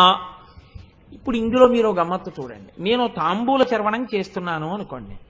నేను తాంబూల చర్వణం చేస్తే అందులోంచి సువాసన వస్తుంది. సువాసన లేనిది, కేవలంగా మత్తు కలిగించేది, నెత్తురు కక్కినట్టుగా బయటికి ఉమ్మవలసిన అవసరం ఉన్నది, అనారోగ్య హేతువైనటువంటిది, దాన్ని తాంబూలం అనరు, ఉత్ప్రేరకము అంటారు. అది నీ ఆరోగ్యాన్ని నువ్వు నాశనం చేసుకొనుట, పైగా దాన్ని తాంబూలం అన్న పేరుతో పిలిచి వేసుకోవడం మరింత మహాపాపం. అది తాంబూలం అని చెప్పలేదు శాస్త్రం. ఏది తాంబూలము అంటే ఏది నీకు సమస్తమైన శుభములను చేకూర్చగలదో అది తాంబూలం. అటువంటి తాంబూలం మాత్రమే చర్వణం చేయవలసి ఉంటుంది. ఇప్పుడు అటువంటి తాంబూలం వేసుకుంటే నోట్లోంచి సువాసన వస్తుంది. సువాసన వస్తే మీరు కొంచెం జాగ్రత్తగా పట్టుకోవలసి ఉంటుంది ఈ మాట. నేను తాంబూలం వేసుకుని ఇంట్లో కూర్చున్నాను అనుకోండి, నాకన్నా పెద్దవారు కానీ, నా తమ్ముడు కానీ, మా అన్నయ్య కానీ, మా వదిన గారు కానీ, నా మరదలు కానీ, నా అక్క కానీ, నా చెల్లి కానీ, అన్నయ్య నీ నోట్లో తాంబూలం భలే ఉంది అన్నయ్య, భలే సువాసన వస్తుంది అన్నయ్య అని నా నోరు వంక అలా చూసి నా నోట్లో ఉన్నటువంటి తాంబూలపు ముద్ద తను తిందామనేటటువంటి దృష్టితో చూడదు. అసలు ఆ తాంబూలం వంక చూడగానే ఏమిటో చాలా ఆశ్చర్యంగా చూసేది ఎవరు చూస్తారు? చిన్నపిల్లలు చూస్తారు. మీరు చూడండి, పిల్లల్ని ఏమంటారంటే, ఒరే మీరు పిల్లలు మీరు తాంబూలం వేసుకోకూడదంటారు, అన్నం పెడతారు. పెద్దవాళ్ళకి తాంబూలం ఇస్తారు. ఇస్తే ఈ తాంబూలం పెద్దవాళ్ళు వేసుకుని నవ్వులుతూ ఉంటారు. పెళ్ళి అయిపోయిన తర్వాత నవ్వులుతున్నప్పుడు పిల్లలు ఏం చేస్తారంటే చాలా కుతూహలంగా అలా తల్లి నోటి వంక చూసి, అమ్మ ఏంటమ్మా తింటున్నావు, అమ్మ ఏంటమ్మా తింటున్నావు అంటారు. సువాసన వస్తుంటుంది. అమ్మ కావాలని ఇలా వంగి ఇలా ఇలా నవ్వులుతుంది. నవ్వులితే అమ్మాయి అంత మంచి వాసన వస్తుంది, అమ్మ ఏంటమ్మా అది, ఏంటమ్మా అది అంటాడు. అది తాంబూలం రా అంటాను. అమ్మ నాకు తాంబూలం ఇయ్యమ్మా, నాకు నువ్వు తినకూడదంట. అనగానే వాడికి మక్కువ పట్టుకుంటుంది. అమ్మ నోరు ఎందుకు వెళ్ళిపోయింది, నేను తినాలి. ఇప్పుడు అమ్మ ఏం చేస్తుందంటే నోరు తెరని చెప్పి చేతితో తీసి నోట్లో పెడుతుందని మీరు అనుకుంటున్నారేమో. అలా పెట్టడం అమ్మతనం కాదు. మీరు ఎప్పుడైనా చూశారో లేదో, అమ్మ తాంబూలం పెట్టడంలోనే గమ్మత్తుంటుంది. ఆ చిన్ని నోరు తన నోట్లోకి పెట్టుకుని తన నాలుకతో తాను నవ్వులుతున్న తాంబూలపు పిడచ తెరిచిన చిన్ని లక్క పెడతంత నోట్లోకి అలా తోసేస్తుంది. తోసేస్తే వాడు దాన్ని చప్పరించి తిని, అమ్మ చాలా బాగుందమ్మా, చాలా బాగుందమ్మా అంటాడు. ఒక్క పిల్లలు తిన్న తాంబూలంలో ఏది ఎక్కువ కలిసింది? అమ్మ ఉమ్ము కలిసింది కదండి. ఇంకొక రకం నేను ఇంత పవిత్రమైన వీరికి మించి మాట్లాడను. ఒక్క పిల్లలు తిన్న తాంబూలంలో అమ్మ తిన్నప్పుడు అమ్మ యొక్క ఉమ్ము కూడా కలిసి పిల్లవాడి నోట్లోకి వెళ్ళింది. అమ్మ నోట్లోంచి ఇలా తీసి వాడి నోట్లో పెట్టదు, నోట్లోకి పెట్టేస్తుంది అంతే అమ్మ. అసలు అలా తినడం, అలా తినకుండా నేనున్నాను అంటే మాత్రం ఎవరైనా వాడు ఖచ్చితంగా జీవితంలో దురదృష్టవంతుడు. అమ్మ నోట్లోంచి తన నోట్లోకి తాంబూలం తిన్నవాడెవడో వాడు భాగ్యవంతుడు. అసలు ఆ రుచే వేరు, ఆ తాంబూలమే వేరు. అమ్మ నోరులో ఉన్నటువంటి తాంబూలము యొక్క వాసన చేత ఆకర్షింపబడి అమ్మ తొడ మీద చెయ్యేసుకుని అమ్మ నోటి వంక ఇలా చూసే వాళ్ళందరూ అమ్మ దగ్గరెవరు? పిల్లలే. కాబట్టి ఇప్పుడు కర్పూర వీటికామోదస్సమాకర్ష దిగంతరా, 10 దిక్కుల వాళ్ళు ఇలా చూస్తున్నారంటే 10 దిక్కులలో ఉన్న అందరి ముందు ఆవిడ ఎవరుగా నిలబడింది? ఆవిడ జగన్మాత. 10 దిక్కులలో ఉన్న వాళ్ళందరూ ఆవిడ బిడ్డలే. ఆవిడ విషయంలో ఇంకా మగాడు, అన్నయ్య, బావగారు, మరిది ఇవేం ఉండవు. అందరూ బిడ్డలై అమ్మ నోటి వంక తాంబూలంతో పిల్లలు ఎలా చూస్తారో అలా చూస్తున్నారు. అమ్మ పెట్టిందా? ఆ విషయాన్ని ప్రస్తావన చేయలేదు. పెట్టిందనే అనుకో, పెట్టలేదని ఎందుకంటావు? ఆవిడ అమ్మతనం అయినప్పుడు పెట్టకుండా ఎలా ఉంటుంది? ఇక్కడ మీరు ఒకటి గమనించాలి, తాంబూలం తినకూడదు పిల్లలకి రూలు. అసలు అలా అమ్మ నోట్లో తాంబూలం తినని పిల్లలను చూపించండి నాకు. ఉండడు. ఎందుకు ఉండడు? పెట్టకుండా అమ్మ ఉండలేదు. ఎప్పుడు? అమ్మ తింటుండగా పిల్లాడు చూసి అడిగితే మాత్రం అమ్మ పెట్టేస్తుంది. ఎలా పెట్టేస్తుంది? మిగిలినవి చేత్తో పెడుతుందేమో, తాంబూలం నోట్లోకి పెడుతుంది. కాబట్టి అలా నీకు చూడడం వస్తే అమ్మవారి తాంబూలం నీ నోట్లోకి కూడా రావడం ఖాయం. కాబట్టి ఇప్పుడు ఏది చూడడం ముఖ్యం? తాంబూల చర్వణం చేస్తున్న అమ్మవారి నోటిని అమ్మవారి బిడ్డలుగా చూడడం నీకు వచ్చా? అది చూడడం నేర్చుకో. దానివల్ల ఏమొస్తుందో నేను చెప్పలేను, నువ్వు అనుభవిస్తావు. ఇది ఆ నామం యొక్క ప్రయోజనం. కాబట్టి కర్పూర వీటికామోద సమాకర్ష దిగంతర. ఇందులో ఆమోద అని ఒక మాట ఉంది. ఆమోద అంటే మామూలుగా అయితే అంగీకరించుట అని, ఆమోదించారంటే అంగీకరించారని. ఆమోద అంటే ఇక్కడ అర్థం ఎవరో అంగీకరిస్తే ఆవిడ తాంబూలం వేసుకుందని కాదు. ఆవిడ తాంబూలం వేసుకోవడానికి ఒకళ్ళు అంగీకరించవలసిన అవసరం లేదు. ఎందుకు అవసరం లేదో తెలుసా అండి? ఆవిడికి జన్మసిద్ధంగా మహాపతివ్రత, సుమంగళి, మనకి తల్లి, సభర్తృక. అటువంటి తల్లికి తాంబూల చర్వణం చేయడం ఆవిడ హక్కు. ఆవిడికి అది హక్కు అయితే ప్రతి సుమంగళికి కూడా ఏది హక్కు? తాంబూల చర్వణమే హక్కు. తాంబూల చర్వణం చేసి ఆవిడ పొంగిపోతే పొంగిపోగలిగినటువంటి అదృష్టం ఎవరికి ఉంది? అలాగా ప్రతి సుమంగళికి ఉంది కదండి. అందుకని ఇప్పుడు అమ్మవారు అలా తాంబూలం వేసుకుంటే ఆమోద అంటే అంగీకరించడమా, ఆమోద అంటే వేరే అర్థం ఏమైనా ఉందా? ఆమోద అంటే అక్కడ అర్థం అంగీకరించుట అని కాదు. ఆమోద అన్న శబ్దానికి పరిమళము అని అర్థం. పరిమళము అన్న మాట చాలా విస్తృత స్థాయిలో వాడతారు. ఇది చాలా పెద్ద మాట. ఎందుకో తెలుసా అండి? ఒక్క పువ్వుకి పరిమళము అని నేను అన్నాను అనుకోండి, అది ఒక విధంగా చెప్పాలి అంటే కొద్దిగా నేను తప్పుగా వాడినట్టు లెక్క. పువ్వుకి సౌరభం ఉంది అను అంతే, పువ్వు సువాసన ఉంది అను అంతే. పరిమళము అంటే ఏమిటో తెలుసా అండి? 3 స్థాయిలలో సువాసన ఉంటే ఆ 3 స్థాయిల సువాసన ఎందులో ఉన్నాయో దాన్ని పరిమళ అని పిలుస్తారు. అది ఒక్క అమ్మవారి నోటి తాంబూలములకు మాత్రమే ఉంటుంది ఆ శక్తి. అందుకే ఆ పేరు కూడా అంత గొప్పది. పరిమళ అన్న పేరు పెట్టుకుంటే అంత గొప్ప పేరు.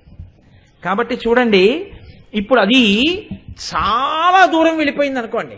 ఇక్కడ నేను తాంబూల చర్వణం చేస్తుంటే నేను తాంబూల చర్వణం చేసినటువంటి వాసన 10 దిక్కుల చివర వరకు వెళ్ళింది అనుకోండి.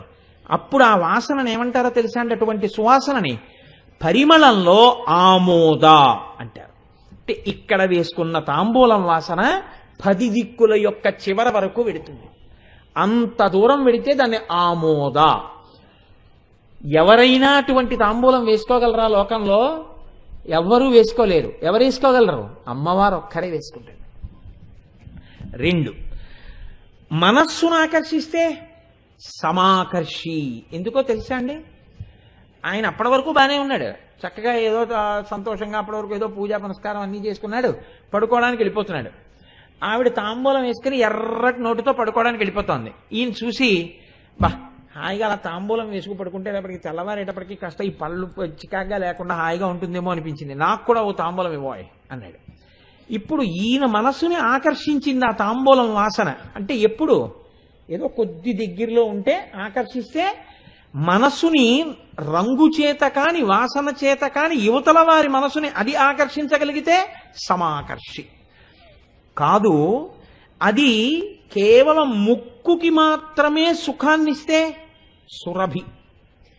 ఆరోగ్యానికో దేనికో మంచిదని చెప్పడానికి కుదరదేమో, లేదా అది ముక్కుకి మాత్రమే సుఖాన్నిస్తుంది, శ్రవణం చేయడానికి వీలు కానటువంటి స్థితి, అప్పుడు దాన్ని సురభి అని పిలుస్తారు. ఈ 3 స్థాయిలలో ఉండేటటువంటి సువాసన తాంబూలాంది ఏదుందో, అమ్మవారి తాంబూలాంది, ఈ 3 కలిపేస్తే పరిమళ. కాబట్టి ఇప్పుడు అమ్మవారి తాంబూలం 3 స్థాయిల్లో పనికొస్తుంది. అది ఆమోద. ఎక్కడున్న వాళ్ళు కూడా అలా చూస్తారు. అంటే దీంట్లో అర్థం ఏమిటో తెలుసా అండి? నీవు ఈ నామాన్ని విని పైన ఉన్నటువంటి కన్నులు మూత వేసి అమ్మవారు తాంబూల చర్వణం చేస్తున్న నోటిని ఇక్కడ ధ్యానం చెయ్యడం నీకు రాగలిగితే, ఎందుకని? మీ ఇంట్లో ఉన్న ఫోటో అమ్మవారు తాంబూలం వేసుకునుంది అని గుర్తుపట్టడానికి వీలైన రీతిలో ఉండదు. పెదవులు ఒక్కటే కనపడుతుంటాయి. పెదవులు అవి నవవిద్రుమ బింబ శ్రీన్యక్కారిరదనచ్చద, అవి ఎప్పుడు ఎర్రగానే ఉంటాయి. కాబట్టి నువ్వు తాంబూలం వేసుకుంటే ఎర్రగా ఉందని చెప్పడానికి లేదు. ఎప్పుడు తెలుస్తుంది తాంబూల చర్వణం చేసిందని? నోరు తెరిస్తే. ఉట్టి నోరు తెరిచి నేను ఎప్పుడో తాంబూలం వేసుకున్నానంటే ఇప్పుడు సువాసన ఇది. కాబట్టి ఇప్పుడు నువ్విక్కడ చూసినప్పుడు నీకు ఆవిడ తాంబూల చర్వణం చేస్తూ కనపడాలంటే, నీవిక్కడ ధ్యానం చేస్తున్నప్పుడు కదులుతున్న అమ్మవారి నోరు దవడలు నీకు కనపడాలి. ఆవిడ ఇలా నవ్వులతో కనపడితే, ఆ నవ్వులుతున్నప్పుడు నవ్వుతూ ఆవిడ కూర్చుంటే, ఆవిడ నోరు పండి ఎర్రగా ఉంటే, అది నీకిక్కడ కనపడ్డం నిజమైతే, ఎక్కడో నువ్వు విన్నటువంటి విషయాన్ని ఇక్కడ నువ్వు అనుభవంలోకి తెచ్చుకుంటున్నావు. కాబట్టి ఇప్పుడు ఆమోద స్థాయిలోకి వచ్చావు. నువ్వు ఎక్కడ బ్రహ్మాండంలో 10 దిక్కులలో ఉన్నా దీన్ని ధ్యానం చేస్తావు. ధ్యానం చెయ్యగానే ఏమైంది? ముందు సురభి. నువ్వు ఇలా ధ్యానం చేస్తుంటే అక్కడ ఆవిడ ఉందా లేదా వదిలేయండి, ఆవిడ ఉంటుంది తప్పకుండా. మీరు ఇలా ధ్యానం చేస్తున్నప్పుడు తాంబూలపు వాసనలు ముక్కుకి తగులుతాయి. ఇప్పుడు ఒరే నిజంగా తాంబూలం వాసన వచ్చింది ఏమిటి? కళ్ళు తెరిచేయకూడదు. అమ్మవారు తాంబూల చర్వణం చేస్తున్న వాసన నాసాపుటములతో ఆఘ్రాణించారు, నా తల్లి నోట్లోంచి వస్తున్న సువాసన అని. ఇప్పుడు 2వ స్థాయిలో మీ మనసు కూడా ఆకర్షింపబడిపోయింది. సువాసన చూడగానే ముక్కు పనిచేసింది అని చూస్తూ ఈ కన్నులు మూతపడే ఉన్నాయి. ఏ కంటితో చూస్తున్నారు మరి? అంతర్నేత్రంతో చూస్తున్నారు. అంతర్నేత్రంతో చూస్తున్నప్పుడు ఆవిడ ఇలా నవ్వులుతుంటే తెల్లటి పలువరస, ఎర్రటి పెదవులు, ఎర్రటి నాలుక, అమ్మవారి యొక్క దవడలు, లోపల ఉన్నటువంటి ఎర్రటి బుగ్గల భాగము, తమలపాకు యొక్క పిడచలు, మధ్య మధ్యలోది కర్పూర వీటికామోద సమాకర్ష దిగంతరా కనుక ఇంకా బాగా నవలకుండా ఉండడం చేత కనపడుతున్నటువంటి వక్క పలుకులు, ఎర్రటి నాలుక మీద తొందరగా మీకు కనపడేవేవి? తెల్లటి కర్పూర కలికెలు, కర్పూరపు ముక్కలు, తునకలు నాలుక మీద అంటుంటే మీకు కనపడ్డాయి అనుకోండి. ఇలా మీకు కనపడిన ఉత్తర క్షణంలో మీరు అసలు ఆ నామము యొక్క ప్రయోజనమును ఇప్పుడే ఇక్కడే పొందేశారు. అలా పొందేసి ఏమొస్తుంది చెప్పలేము. ఈ ఒక్క నామానికి మాత్రం ఇది ప్రయోజనమని చెప్పగలనా? చెప్పలేను. ఏ ప్రయోజనం ఇస్తుంది? ఏ ప్రయోజనమైనా ఇచ్చేస్తుంది. భర్త అనారోగ్యంతో ఉన్నారు, అనారోగ్యం తగ్గిపోతుంది. కొడుకు ఉద్యోగం రావాలి, వచ్చేస్తుంది. నిరక్షర కుర్చీ మహాకవి అయిపోతాడు. లోపలేదో కోరిక ఉంది, తీరిపోతుంది. అది ధర్మబద్ధం అయితే. అసలు అమ్మవారి నోరు చూడగానే కోరికలన్నీ ధర్మబద్ధం అయిపోతాయి. ఇప్పుడు ఏ కోరికలైనా తీరిపోతాయి. ఏ కోరిక తీరుతుందని నేను చెప్పడం కుదురుతుంది? కుదరదలాగా. కాబట్టి తాంబూల ప్రసాద ఇక్కడ చూసి వేసుకున్నది. ఇక్కడ చూసి ఆ నోటిని చూడగలిగితే నువ్వు అలా చూసిన ఉత్తర క్షణంలో ఆవిడ ఏం చేస్తుందో తెలుసా? నువ్విక్కడ అలా చూడ్డం నీకొస్తే ఆవిడ తల్లి, ఆవిడ ఉండలేక తాంబూలపు పిడచ నీ నోట్లో పెట్టేస్తుంది. అంతే, పూర్తయిపోయి. ఆవిడ నోట్లో తాంబూలం నువ్వు పుచ్చుకోగలవు, మిగిలింది ఆవిడ దృష్టిపాతం చేత ప్రసాదం పుచ్చుకోగలవు. ఎంత గొప్ప అమ్మైనా కొడుకు అమ్మ దగ్గరికి వచ్చి ఇలా అమ్మ కూర్చుంటే తొడల మీద చెయ్యేసి అమ్మ అమ్మ నోరేంటమ్మా ఎర్రగా అంటే ఉండలేక నోట్లోకి తాంబూలపు పిడచ పెడుతోంది. అమ్మవారు తాంబూల చర్వణం చేసిన నోటిని నువ్వు చూడగలవా? ధ్యానంలో చూడగలిగితే నీ నోట్లో కూడా తాంబూలపు పిడచ వచ్చి తీరుతుంది. వచ్చిందలాగా. నిన్నటి రోజునే మీకు చెప్పాను, అఖిలాండేశ్వరి దేవాలయంలో కాలమేఘం పొందాడు, మూకశంకరులు పొందారు, కాళిదాసాదులు పొందారు. ఎందరో అమ్మవారి యొక్క తాంబూలపు పిడసల్ని వాళ్ళు తిన్నారు. దానిని కనీసంలో కనీసం అనుభవం ఏమిటంటే అమ్మవారి దగ్గర పెట్టిన తాంబూలం తీసి నువ్వు తింటావు. ఇలా తినగా తినగా తినగా ఎప్పుడో అప్పుడు హఠాత్తుగా నీకు అలా దర్శనం చేసే యోగ్యత అమ్మవారి ఇచ్చేస్తుంది. కాబట్టి అలాంటి తాంబూలం వేసుకోకుండా సుమంగళుడు ఉండకూడదు. ఆవిడ సౌమాంగల్యానికి గుర్తుగా ఆవిడ ఆ తాంబూల చర్వణం చేస్తోంది. నువ్వు కూడా తాంబూల ప్రసాదాన్ని తీసుకుని వేసుకోవలసి ఉంటుంది. ప్రతిరోజు తాంబూల చర్వణం చెయ్యవలసిందే సుమంగళి. అది ఆవిడ హక్కు అండి, ఆవిడ అధికారం అది. కనుక చూడండి, ఇప్పుడు ఎంత రహస్యమా నామంలో ఉంది అంటే ఇంత అంతా అని దానికి హద్దు చెప్పడం కుదరదు. నువ్వు ఎన్ని రోజులు చెప్పినా ఏ నామము యొక్క గొప్పతనాన్ని చెప్పడం నీ యొక్క వాక్కులకు కుదరదో అటువంటి నామం లలితా సహస్రంలో ఏదైనా ఉంటే అది ఈ ఒక్క నామమే. నన్ను మీరు నమ్మగలిగితే కర్పూర వీటికామోద సమాకర్ష దిగంతర అన్న నామానికి ఫలితాన్ని మీరు చెప్పడం కుదరదు. ఎందుకని? లోకంలో ఎక్కడెక్కడ మహాపురుషులున్నారని మీరు అనుకుంటున్నారో వాళ్ళందరూ బయట మీకు దొరకకపోవచ్చు. ధ్యానంలో తాంబూల చర్వణం చూసి అమ్మవారి నోటి పిడచ తినడం వల్ల అలా అయిన వారే. ఇప్పుడు మీరు పేర్లు చెప్పుకోండి అంతే. అగస్త్యుడు తిన్నాడు, వశిష్ఠుడు తిన్నాడు, గౌతముడు తిన్నాడు, అత్రి తిన్నాడు, అనసూయ తింది. అమ్మవారి యొక్క తాంబూల ప్రసాదము చేతనే వీరందరూ ఇంతవారైనారు అంతే. ఆయన కలెక్టర్ గారండి అన్నారు అనుకోండి, ఆయన ఐఏఎస్ చదివారండి అని మీరు అడగకూడదు. ఆయన కలెక్టర్ గారండి అంటే ఐఏఎస్ చదివేశారు. అలాగే ఆయన అంతవాడయ్యాడండి, ఖచ్చితంగా అమ్మవారి తాంబూలపు పిడత తిన్నాడు, అదే గుర్తు. లేకపోతే ఆ శక్తి రాదు. తాంబూల ప్రసాదమును తీసుకున్నాడా లేదా ఆయన శక్తి చేత ప్రకటనమైపోతూ ఉంటుంది, ఆయన భక్తి చేత ప్రకటనమైపోతూ ఉంటుంది. ఇది గుర్తురా అబ్బాయి. అంత స్థితినిస్తుంది అమ్మవారు. ఒక్కొక్క తల్లి మహాపతివ్రత అయిపోయి సూర్యోదయ సూర్యాస్తమయాల్ని కూడా శాసించేస్తుంది. కరువు కాటకాల్లో ఉన్న చోట పంటలు పండించేస్తుంది అనసూయమ్మ. ఎక్కడదా శక్తి? ఆవిడే చెప్పుకుంది, అమ్మవారి ఉపాసన. ఆ ఉపాసనలో తాంబూల ప్రసాదం తింటుంది. ఆ నోటిని నువ్వు చూడగలవా? నేను బిడ్డనన్న భావన నీకుంటే చాలు, ఇంకేమీ అక్కర్లా. ఎవరైనా ఒక ఆడది అలా కాని చూడగలిగితే ఎన్ని జన్మలకి సువాసినిత్వమే. మామూలు సువాసినిత్వం కాదండి, అది మామూలు సువాసినిత్వం కాదు. ఆ చేత్తో ఎవరింట్లో పెళ్ళవనివ్వండి, నాకు తెలుసు అలాంటి జంటలు కొన్ని. ఎక్కడైనా పెళ్ళవుతుంటే వాళ్ళ ఇంటికి వెళ్ళి నమస్కారం చేసి వాళ్ళ చేత్తో పసుపు తాడు తెచ్చుకుంటారు. అమ్మా మీ ఇద్దరూ కలిసి పసుపు తాడు ఇవ్వండి అమ్మా అని ముందు మాంగళ్యంగా ఆ పసుపు తాడు వాళ్ళ చేత్తో ఇచ్చింది కట్టిస్తారు. ఎందుకంటే ఆ చేతులు అమ్మవారిని అంత ఉపాసన చేసిన చేతులు. ఆ ఇంటికి వెళ్ళి మంగళసూత్రం తెచ్చుకుంటారు, ఆ ఇంటికి వెళ్ళి తాంబూలం తెచ్చుకుంటారు, ఆ ఇంటికి వెళ్ళి ఓ పండు తెచ్చుకుంటారు. ఏ శుభకార్యం జరిగినా ఆ ఇంటి వస్తువు తెచ్చుకుంటారు. ఆయన చేత ఆవిడ చేత అక్షతలు వేయించి ఆశీర్వచనం తీసుకుంటారు. ఒకవేళ వాళ్ళు రాలేకపోయారు అనుకోండి, వాళ్ళ ఇంటికి వెళ్ళి ఆశీర్వచనం చేసుకుంటారు. ఎందుకో తెలుసా అండి? ఆయన చేసిన ఉపాసనా బలం, లేదా ఒక్కొక్కచో ఆవిడ యొక్క ఉపాసనా బలం. అమ్మవారి అనుగ్రహం అంటే అంత గొప్పగా ఉంటుంది తాంబూల ప్రసాదం అంటే. ఇప్పుడు మనకి కూడా ఈ నామం విన్న తర్వాత ఒక కోరిక పుడుతుంది. ఏమండి ఇప్పటి వరకు అంటే అంటే మీరు ప్రాజ్ఞులు, నేనంటే ఇవాళ తెలుసుకుని మీకు చెప్తున్నాను, కానీ మీకు ఇంతకన్నా ఎంతో తెలుసు. మీలో ఎవరిని పిలిచి ఇక్కడ కూర్చోబెట్టి చెప్పమన్నా అమాయకుల్లా వింటున్నారు. కానీ రేపటి నుంచి లలితా సహస్రం చెప్పడానికి నేను హడిలిపోవాలయ్య బాబోయ్, ఇంతటి ప్రాజ్ఞుల కానీ చెప్తున్నానని.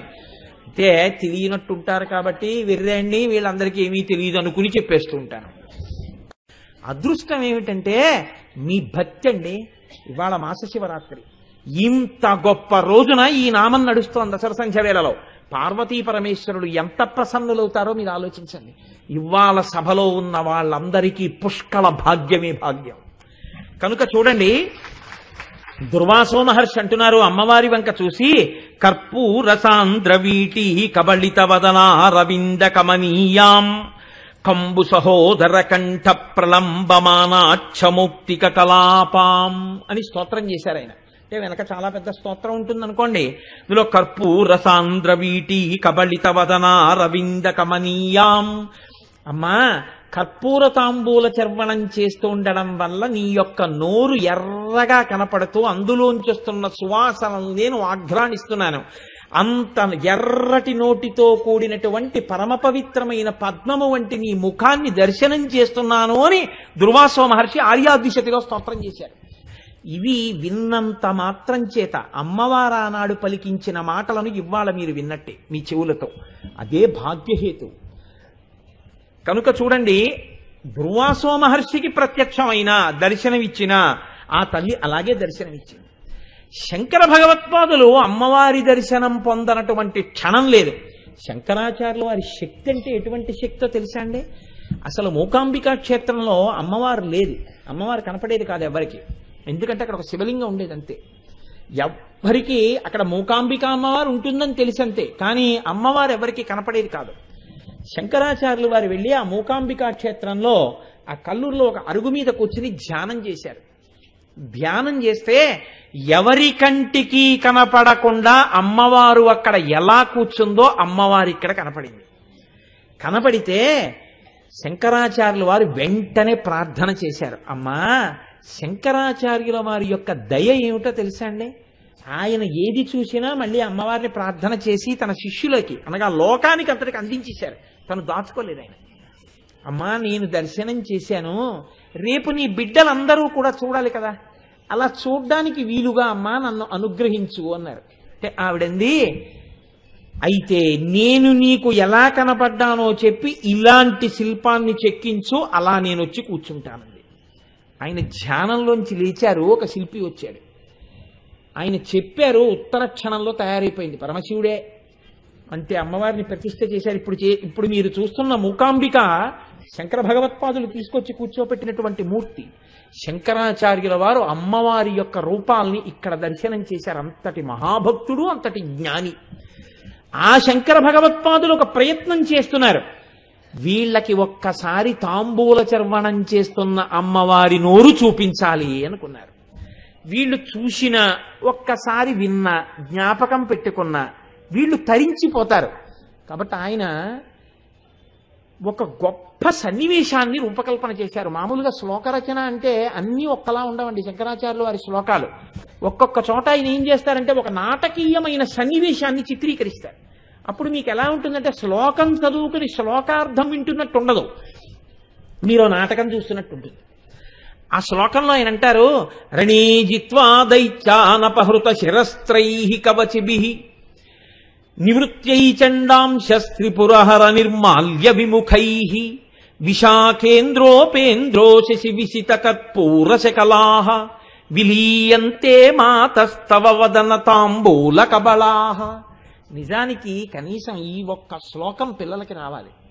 ఈ ఒక్క శ్లోకం పిల్లలకు వచ్చి ఎక్కడికి వెళ్ళినా వాళ్ళు ఈ శ్లోకం చదువుకుని ఇవరే అమ్మవారు తాంబూలం వేసుకున్నట్టు చూడడం నేర్చుకోరా అని మీరు ఈ శ్లోకం నేర్పితే ఏ గుడికి వెళ్ళినా పిల్లలు ఈ శ్లోకం చదువుకోవడం వస్తే వాళ్ళు మహావిద్వాంసులు అయిపోతారు ఎప్పుడో అప్పుడు. కాబట్టి చూడండి, ఆయన అంటారు, రణీజిత్వా దైత్యానపహృత శిరస్త్రైః కవచిభిః నివృత్యై చండాంశస్త్రిపురహర నిర్మాల్య విముఖైః విశాఖేంద్రోపేంద్రో. ఇక్కడికి రావాలి. ఆ నాటకం అర్థం కావాలంటే మీరు 3వ పాదంలోకి రావాలి. అమ్మవారి యొక్క మణిద్వీపం, బ్రహ్మాండమైనటువంటి అంతఃపురం. ఇప్పుడు అమ్మవారు ఏం చేస్తోంది మీకు తెలియదు, అందులో ఇప్పటిదాకా ఎక్కడా లేదు. కానీ ఒక్క మాట చెప్తున్నారు, ఎవరు వచ్చారు ఆ సౌధంలోకి అంటే విశాఖేంద్రోపేంద్రో, విశాఖుడు, ఇంద్రుడు, ఉపేంద్రుడు ముగ్గురు వచ్చారు. ఇందులో మీరు బాగా ఆలోచించండి. ఇప్పుడు ఈ ముగ్గురు ఎలా వస్తున్నారు? రణీజిత్వా దైత్య, వాళ్ళు శత్రువుల్ని గెలిచారు. గెలిచి సంతోషంతో పరిగెత్తుకుంటూ వచ్చేస్తున్నారు. పిల్లాడు ఆ రోజున మార్కులు ఇస్తారనుకోలేదు. పిల్లాడు స్కూల్కి వెళ్ళాడు, ఫస్ట్ ఇన్ క్లాస్, ఎర్ర బ్యాడ్జ్ ఇచ్చారు. 98% వాడికే క్లాస్ ఫస్ట్ వచ్చింది. ఇప్పుడు వాడది ఎవరికి చెప్పాలి? నాన్నగారు ఉండరు ఇంట్లో ఆ టైంలో, అమ్మకి చెప్పాలి. వాడు పరిగెత్తుకుంటూ ఇంటికి వచ్చేస్తుంటాడు. చిన్నపిల్లాడు, ఇంకా 3వ క్లాస్ చదువుకుంటున్నాడు. వాడు ఇంటికి వచ్చేయగానే ఏం చేస్తాడంటే బ్యాగ్ వెనకాల తగిలించేసి ఉంటుంది, బూట్లేసి ఉంటాయి. దుర్గాదేవి మేడంకి బాగా తెలుసు. ఇప్పుడు వాడు ఏం చేస్తాడంటే గబగబా ఈ కాల్ని కాలుతో తొక్కి, ఈ కాల్ని కాలుతో తొక్క 2 బూట్లు వదిలేస్తాడు. ఈ బూట్ అక్కడ పడిపోతుంది, ఆ బూట్ అక్కడ పడిపోతుంది. ఈ బ్యాగుని చేతులు ఇలా తీసేసి ఠామ్ అని చాకలి మూట్లా కింద పారేస్తాడు. ఏది మాత్రం ఇప్పడు వాడు? సాక్స్ ఇప్పడం. ఎందుకని? సాక్స్ ఇప్పుకోవాలంటే వాడు స్థిమితంగా కూర్చోవాలి. ఆ వేసుకున్న ప్యాంటో ఏదో నిక్కర్ అయితే పైకి తీసుకోక్కర్లేదు అనుకోండి, ఆ 2 బొటన వేళ్లతోటి ఆ సాక్స్ కిందకి లాగి ఈ కాలి మడమ దగ్గర నుంచి అది ఒక పట్టాన ఊడదు, దాన్ని ఊడదీయాలి. ఊడదీసి 2 తీసో పక్కన పెట్టాలి, పెట్టి లోపలికి రావాలి. వాడు అమ్మకి శుభవార్త చెప్పేసే సంతోషంలో ఉన్నాడు. చెప్పులతో రావద్దంటుంది అమ్మ. అందుకని వాడు ఏం చేస్తున్నాడు? బూట్లు మాత్రం ఇలా ఈ కాలుతో తొక్కి విప్పేశాడు. ఇటోటి పడిపోయింది, అటోటి పడిపోయింది. అమ్మా అమ్మా అంటే పరిగెత్తుకుంటూ లోపలికి వచ్చేసాడు. అలా లోపలికి వచ్చేసేయడం ఎందుకు వచ్చేస్తున్నాడు వాడు? వాడికి ఫస్ట్ మార్క్ వచ్చేసింది, అది వాడి సంతోషం. ఇప్పుడు వాడు అమ్మకి చెప్పేయాలి, అందుకని వచ్చేస్తున్నాడు వాడు. వాడు ఎప్పుడు వచ్చాడు? లంచ్ బ్రేక్ లో వచ్చాడు. వాడు అన్నం తినడానికి వచ్చాడు. వాడికి ఇప్పుడు అన్నం తినడం ప్రధానం కాదు, ముందు అమ్మకి చెప్పేయాలి ఈ మాట. అలా వచ్చేస్తున్నారు. ఎవరు వచ్చేస్తున్నారు? విశాఖేంద్రోపేంద్రో. ఇది శంకరాచార్యుల వారి యొక్క కమనీయ కావ్యం. విశాఖుడు వస్తున్నాడు, ఇంద్రుడు వస్తున్నాడు, ఉపేంద్రుడు వస్తున్నాడు.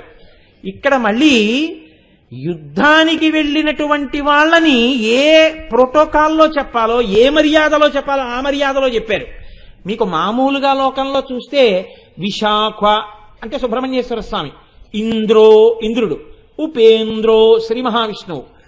శ్రీ మహావిష్ణువుని ముందు చెప్పాలా, శ్రీ మహావిష్ణువుని వెనక్కి చెప్పాలా? ముందుకి చెప్పకుండా వెనక్కి చెప్పారు ఆయన. మరి శంకరాచార్యులు వారి శ్లోకంలో యతి ప్రాస సరిపోతుందని చెప్పారా, గణాలు సరిపోతాయని? అలా ఉండదే. శంకరాచార్యులు వారి యొక్క కవిత్వం అంటే ఆయన ఎలా కాలంటే అలా పడుతుంది. మహానుభావుడు ఆయన, సదాశివుడు ఆయనకి యతి గణాలు ఏమిటండి? మరి అటువంటి వారు పరిగెత్తుకుని లోపలికొచ్చి జయాన్ని గురించి చెప్పడానికి వచ్చేటప్పుడు ఎవరు ముందు అగ్రగణ్యుడో యుద్ధంలో వాడి పేరు ముందు చెప్పాలి. Commander in chief of the armed forces ఎవరు? దేవసైన్యానికి అధ్యక్షుడు ఎవరు? సుబ్రహ్మణ్యేశ్వర స్వామి. ఆయన దేవసైన్యానికి అధ్యక్షుడు. ఇప్పుడు గెలిచింది ఎవరు? దేవసైన్యం గెలిచింది, రాక్షస సైన్యం ఓడిపోయింది. కాబట్టి ముందెవరి పేరు చెప్పాలి? సైన్యాధిపతి పేరు చెప్పాలి. అందుకని విశాఖ. ఏ సుబ్రహ్మణ్యుడు అనొచ్చుగా, విశాఖ అన్న పేరు ఎందుకన్నారు? ఆ పేరు అనకుండా విశాఖ అన్న పేరు నిజానికి పైకి కనపడని పేరు శాస్త్రంలో, తెలుసా అండి?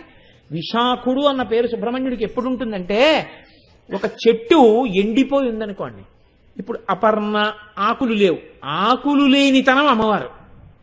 స్థాణు, కదలకుండా ఉండిపోయిన ఆ చెట్టుగా పరమశివుడు. విశాఖ, కొమ్మలు లేనితనం సుబ్రహ్మణ్యుడు. ఎండిపోయిన చెట్టులో పరమశివుడిని చూస్తే పరమశివుడి కుటుంబాన్ని మీకు విశాఖుడిగా కనిపిస్తాడు. ఆయన గెలిచి వచ్చిన వాడు ఎండిపోయిన చెట్టులో కొమ్మలు లేనివాడిగా ఎలా ఉంటాడు? సంతోషంతో ఉంటాడు.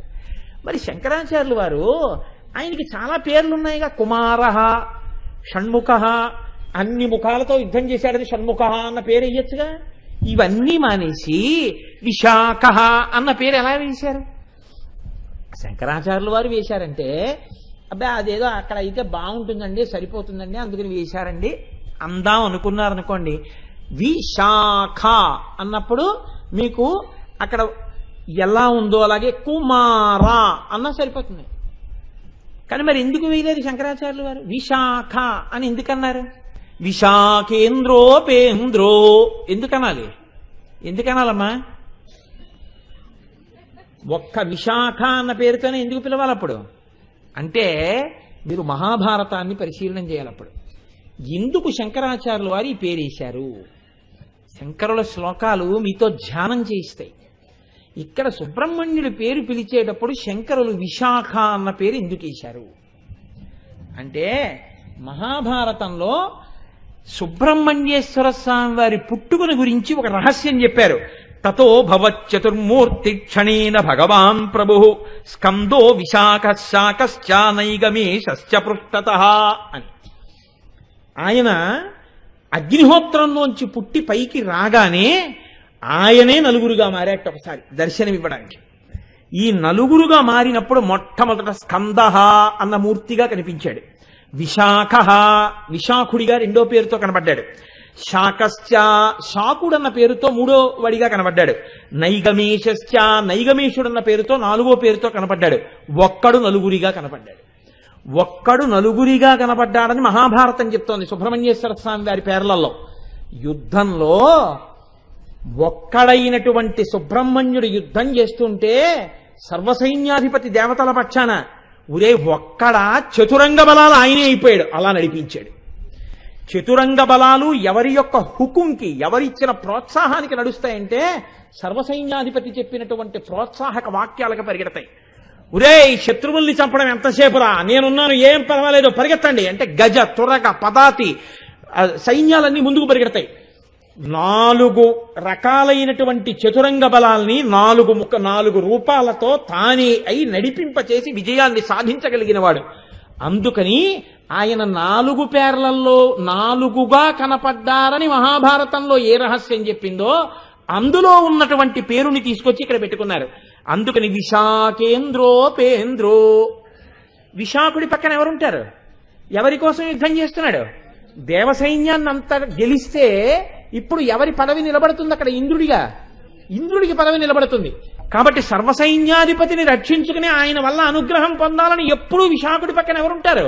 ఇంద్రుడు ఉంటాడు. అందుకని ఇప్పుడు ఈయన గెలిస్తే, యుద్ధం చేస్తే ఈయన రక్షింపబడ్డాడు. అందుకని commander in chief of the armed forces విశాఖుడు ఫస్ట్ ప్రోటోకాల్లో, తర్వాత ఇంద్రుడు, ఆ వెనక మహావిష్ణువు. కానీ మరి ఇక్కడ పప్పులో కాలేశారు కదండి. ఆయన విష్ణువు వెనకాల ఎలా ఉంటారు? 3వ ప్లేస్లో ముందుకు రావాలి కదా. ఎంత సుబ్రహ్మణ్యుడైనా విష్ణుమూర్తిని ముందుకు పెట్టాలి కదా. కానీ శంకరాచార్యులు వారి ప్రజ్ఞ ఏమిటో తెలుసా అండి? ముకుంద బ్రహ్మేంద్ర స్ఫుటమకుట నీ రాజిత పదాం అంటారు శ్లోకంలో.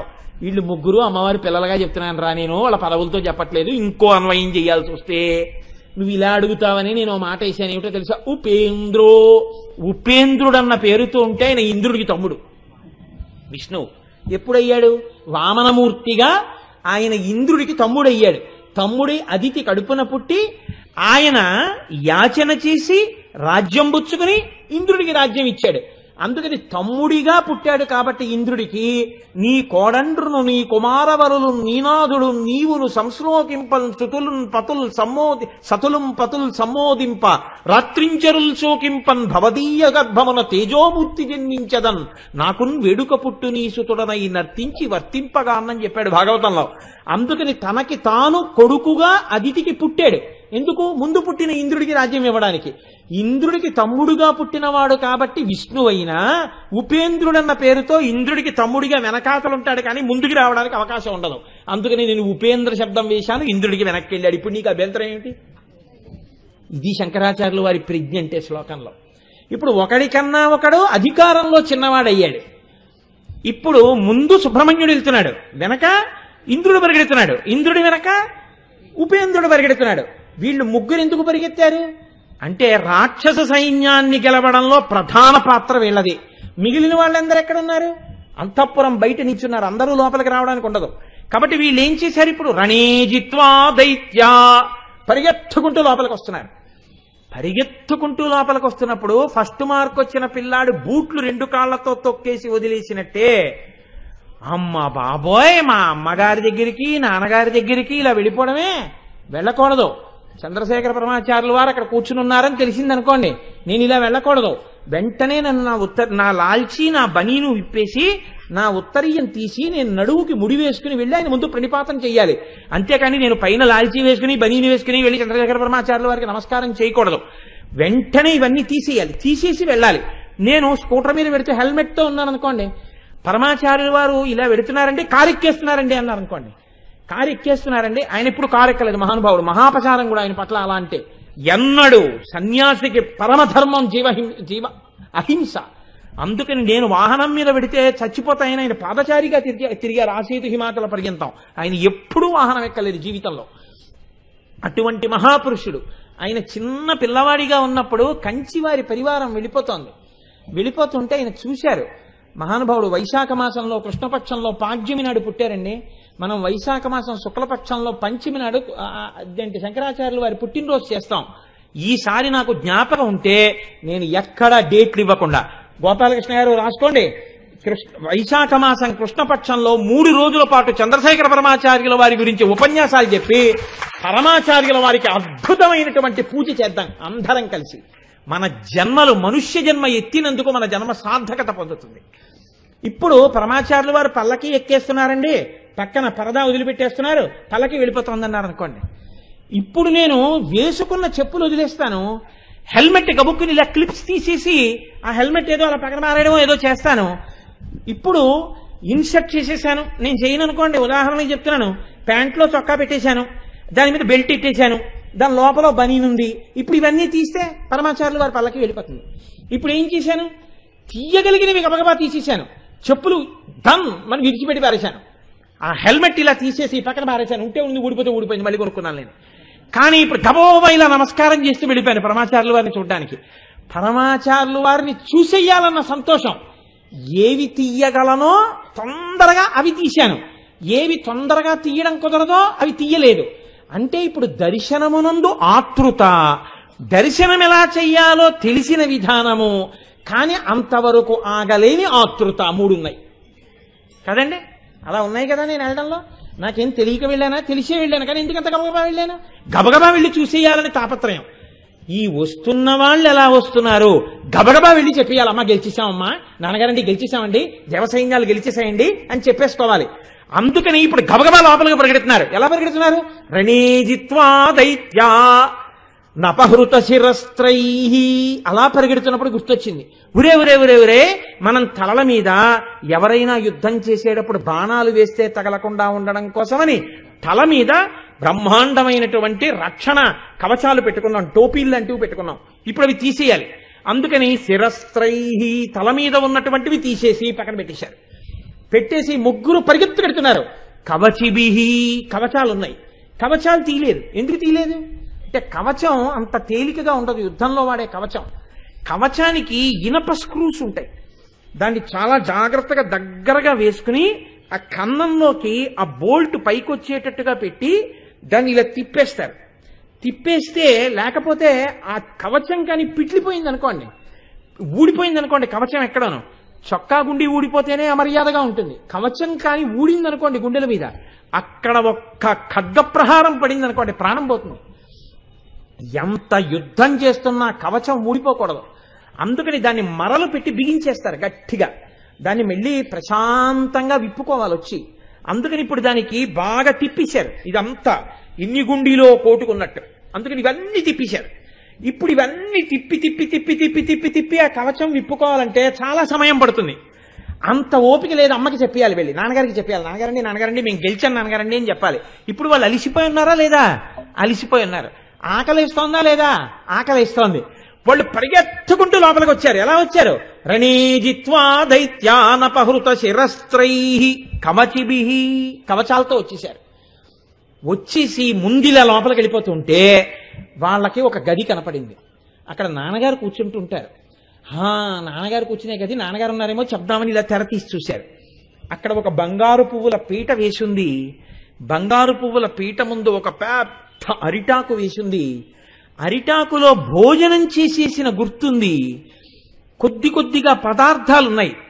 ఇప్పుడు నాన్నగారు తినగా మిగిలినటువంటి పదార్థాన్ని తినేటటువంటి అధికారం కొడుకులకి జన్మతః ఉంది. కాబట్టి ఇప్పుడు వీళ్ళు ఆకలితో ఉన్నారు. పరిగెత్తుకుంటూ వెళ్ళి నాన్నగారు తినగా మిగిలిన పదార్థం ఏదైనా వీళ్ళు నోట్లో వేసుకోవచ్చు. కానీ వాళ్ళు వేసుకోలేదట. ఇలా చూసి అన్నారట, నివృత్యై చండాంశ త్రిపురహర నిర్మాల్య విముఖై. మా నాన్నగారు ఏదైనా తింటే అందులో మిగిలినది ఎవరూ తమంత తాముగా తినకూడదు, అది చండీశ్వరుడికి దక్కుతుంది. కాబట్టి ఇది మేం తినకూడదని వాళ్ళ తెర వేసేసి వెళ్ళిపోతున్నారు. అంటే మీకు ఏమర్థం అవుతుంది ఇందులో? ఇది శంకరాచార్యుల వారి ప్రజ్ఞ. శివుడు ఎంతటి వాడంటే తన బిడ్డలకు దక్కవలసిన అధికారాన్ని తీసేసి భక్తితో ఉన్నటువంటి మనలా పుట్టినటువంటి ఓ పిల్లాడికి ఇచ్చేశాడు. అందుకే శివ కుటుంబంలో ఎంతమంది అంటే 5 చండీశ్వరుడితో కలిసి. చండీశ్వరుడు ఎప్పుడు శివుడి పక్కన ఉంటాడు. వినాయకుడిని సుబ్రహ్మణ్యుణ్ణి అయినా పెట్టుకోడేమో కానీ చండీశ్వరుణ్ణి మాత్రం పెట్టుకుంటాడు. ఎందుకు? ఆవులు కాస్తూ తండ్రి శివాభిషేకం వద్దన్న కారణం చేత తండ్రిని కూడా చూడకుండా గొడ్డలు పెట్టి కాళ్ళు నరికేశాడు.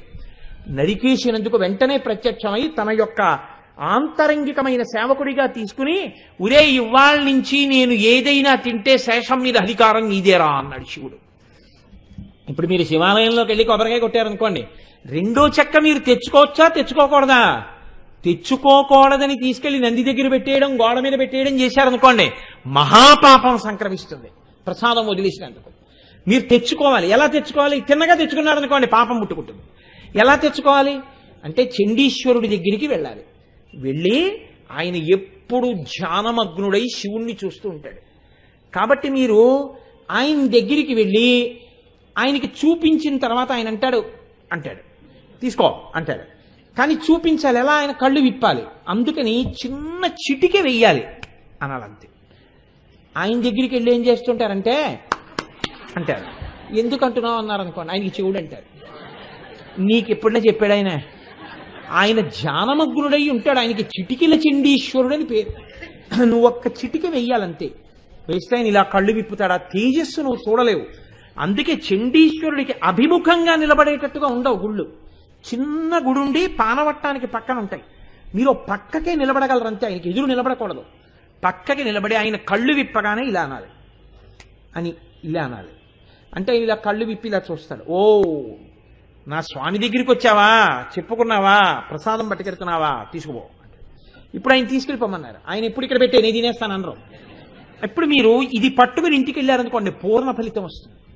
ఆ కొబ్బరి ప్రసాదం మీరు నోట్లో వేసుకుంటే మీకు, మీ బిడ్డలకి, అందరికీ ఆ పార్వతీ పరమేశ్వరుల యొక్క అనుగ్రహం.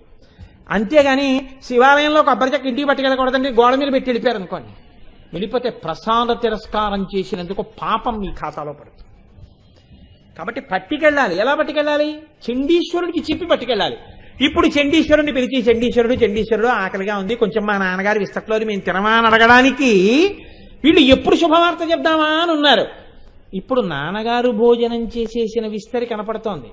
అంటే నాన్నగారు ఏం చేస్తున్నట్టు? భోజనం అయిపోయింది కాబట్టి లౌకిక మర్యాదలో ఆయన కాస్త విశ్రాంతి తీసుకుంటున్నట్టు లెక్క. ఇప్పుడు నాన్నగారి దగ్గరికి వెళ్ళి నాన్నగారండి అని లేపేయచ్చా? లేపేయకూడదు. కాబట్టి ఇప్పుడు నాన్నగారు ముందు భోజనం చేసి ఉన్నారు ఆ ఇంట్లో అంటే అమ్మ భోజనం చేసిందా చేయలేదా చెప్పడం కుదరదు. ఎందుకు కుదరదు? ఈయనప్పటికి భోజనం చేసి చాలాసేపు అయిపోయి ఉంటే ఆవిడ భోజనం అయిపోయి ఉంటుంది. ఈ విస్తరి ఇంకా ఇక్కడ అలా లేదనుకోండి, ఆవిడ భోజనం చేయదు. ఎందుకు చేయదో తెలుసా అండి? ఆవిడ మహాపతివ్రత. భర్తకి పెట్టి ఆవిడ తింటుంది. పైగా ఆవిడలా మహాపతివ్రతగా ఉండడం చాలా కష్టం. ఎందుకో తెలుసా అండి? అంత తింగర భర్త. అదేమిటండి అంత మాట అనేశారు పరమశివుణ్ణి అంటారేమో. ఆయన ఎటువంటి వాడు? ఇంట్లోకి వచ్చి ఓ అన్నపూర్ణ అయిపోయిందా ఇడ్లీ అంటాడు. లేదు వేస్తున్నాను ఉండండి అందనుకోండి, గభాలను వెంటనే చొక్కా గుడ్డీలు పెట్టుకుంటూ పక్క వర్షంలోకి వెళ్ళిపోయాయి. ఏం చల్లా ఏమిటి పలహారం అంటాడు. అంటే అయిపోయింది అన్నయ్య ఉప్మా చేశాను వాళ్ళు, ఇది నాకు కూడా కొంచెం పెట్టేయమ్మా అక్కడ తినేస్తాడు. నేను భవతి భిక్షాందేహి అని పక్క గుమ్మం దగ్గరికి వెళ్ళిపోతాడు ఆయన.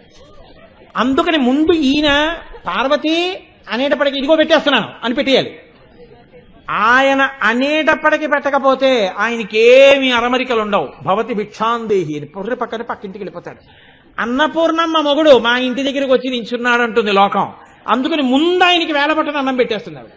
మీరు చూడండి ఎంత పాతివ్రత్యం చెప్పారండి. ఇలాంటి మొగుడు ఒక్కనాడు పక్కింటి దగ్గరికి వెళ్ళి తినకుండా కాపాడుకుంటోందంటే నా తల్లి ఎంత గొప్ప ఇల్లాలో. కాబట్టి నివృత్యై చండాంశ త్రిపురహర నిర్మాల్య విముఖై చెప్పకుండా స్తోత్రం చేసేస్తున్నారు. వేళ పట్టున చక్కగా తిన్నాడు ఆయన. అన్నమాచార్యుల వారు అంటారే ఆరగించి కూర్చున్నాడు అల్లవాడి. నరసింహస్వామి ఏం చేస్తుంటారు తిరుమలలో అంటే చక్కగా వేళ పట్టును తినేసి ఇలా కూర్చుంటారు. అందుకని ఆరగించి కూర్చున్నాడు అల్లవాడే. శివదర్శనం అయిందా? అవలేదు. ఎందుకు అవలేదు? ఇంకా చండీశ్వరుడే ఈ ప్రసాదం తినలేదు, తీసుకోలేదు, ఆయన కనపట్టలేదు. ఇప్పుడు కొడుకు పక్కన ఉన్నాడా, కొడుకు పక్కన లేడా, ఇవన్నీ ఆయనకు అనవసరం. శివుడు తిని వెళ్ళిపోగానే చండీశ్వరుడు తింటూ కూర్చోడు అక్కడ. ఎప్పుడు శివుడిని సేవిస్తూ ఉంటాడు. అప్పుడే తిని లేచి వెళ్ళి శంకరుడు ఇలా పడుకోగానే లోకమర్యాదలో, అంటే నిజంగా అలా పడుకుంటాడని కదా, లోకమర్యాదలో చండీశ్వరుడు ఏం చేస్తాడు, కొడుకులతో సమాన స్థానం ఇచ్చాడు. కాబట్టి ఇప్పుడు పరమశివుడు యొక్క పాద సంవాహనం చేస్తుంటాడు. పగటిపూట కాబట్టి కొడుకు కాళ్ళు పడుతుంటాడు. అంటే పగటిపూట భార్య పట్టకూడదా అండి అని అడక్కండి. కొడుకు పగటిపూట కాళ్ళు ఒత్తుతున్నాడు, శంకరుడు విశ్రాంతిలో ఉన్నాడు. ఇప్పుడు భంగం చేయడం ఎందుకు నాన్నగారిని, అమ్మకి చెప్పేద్దాం. ఇందులో ఒక చమత్కారం ఉంది. ఏమిటో తెలుసా అండి, జ్ఞానం వస్తే నాన్నగారి దగ్గర నుంచి రావాలి, కానీ గెలిచామంటే శక్తి అమ్మ దగ్గర నుంచి వచ్చింది. అమ్మది ఆదిశక్తి. అందున సుబ్రహ్మణ్యుడున్నాడే, ఆయన చమత్కారం ఏమిటంటే ముమ్మూర్తుల అమ్మే. ఆ బుగ్గలు, ఆ అందం, ఆ కూర్చోవడం. అందులో గెలిచింది దేంతో గెలిచాడండి, రాక్షస సైన్యాల్ని తన ఆయుధంతో గెలిచాడు. ఏమిటా ఆయుధం, శూలం. ఎవరా శూలం, అమ్మవారే. అమ్మవారే శూలంగా ఉంది. అందుకని ఇప్పుడు గెలిచేశానన్న మాట ఎవరికి చెప్పాలి, అమ్మకి చెప్పాలి.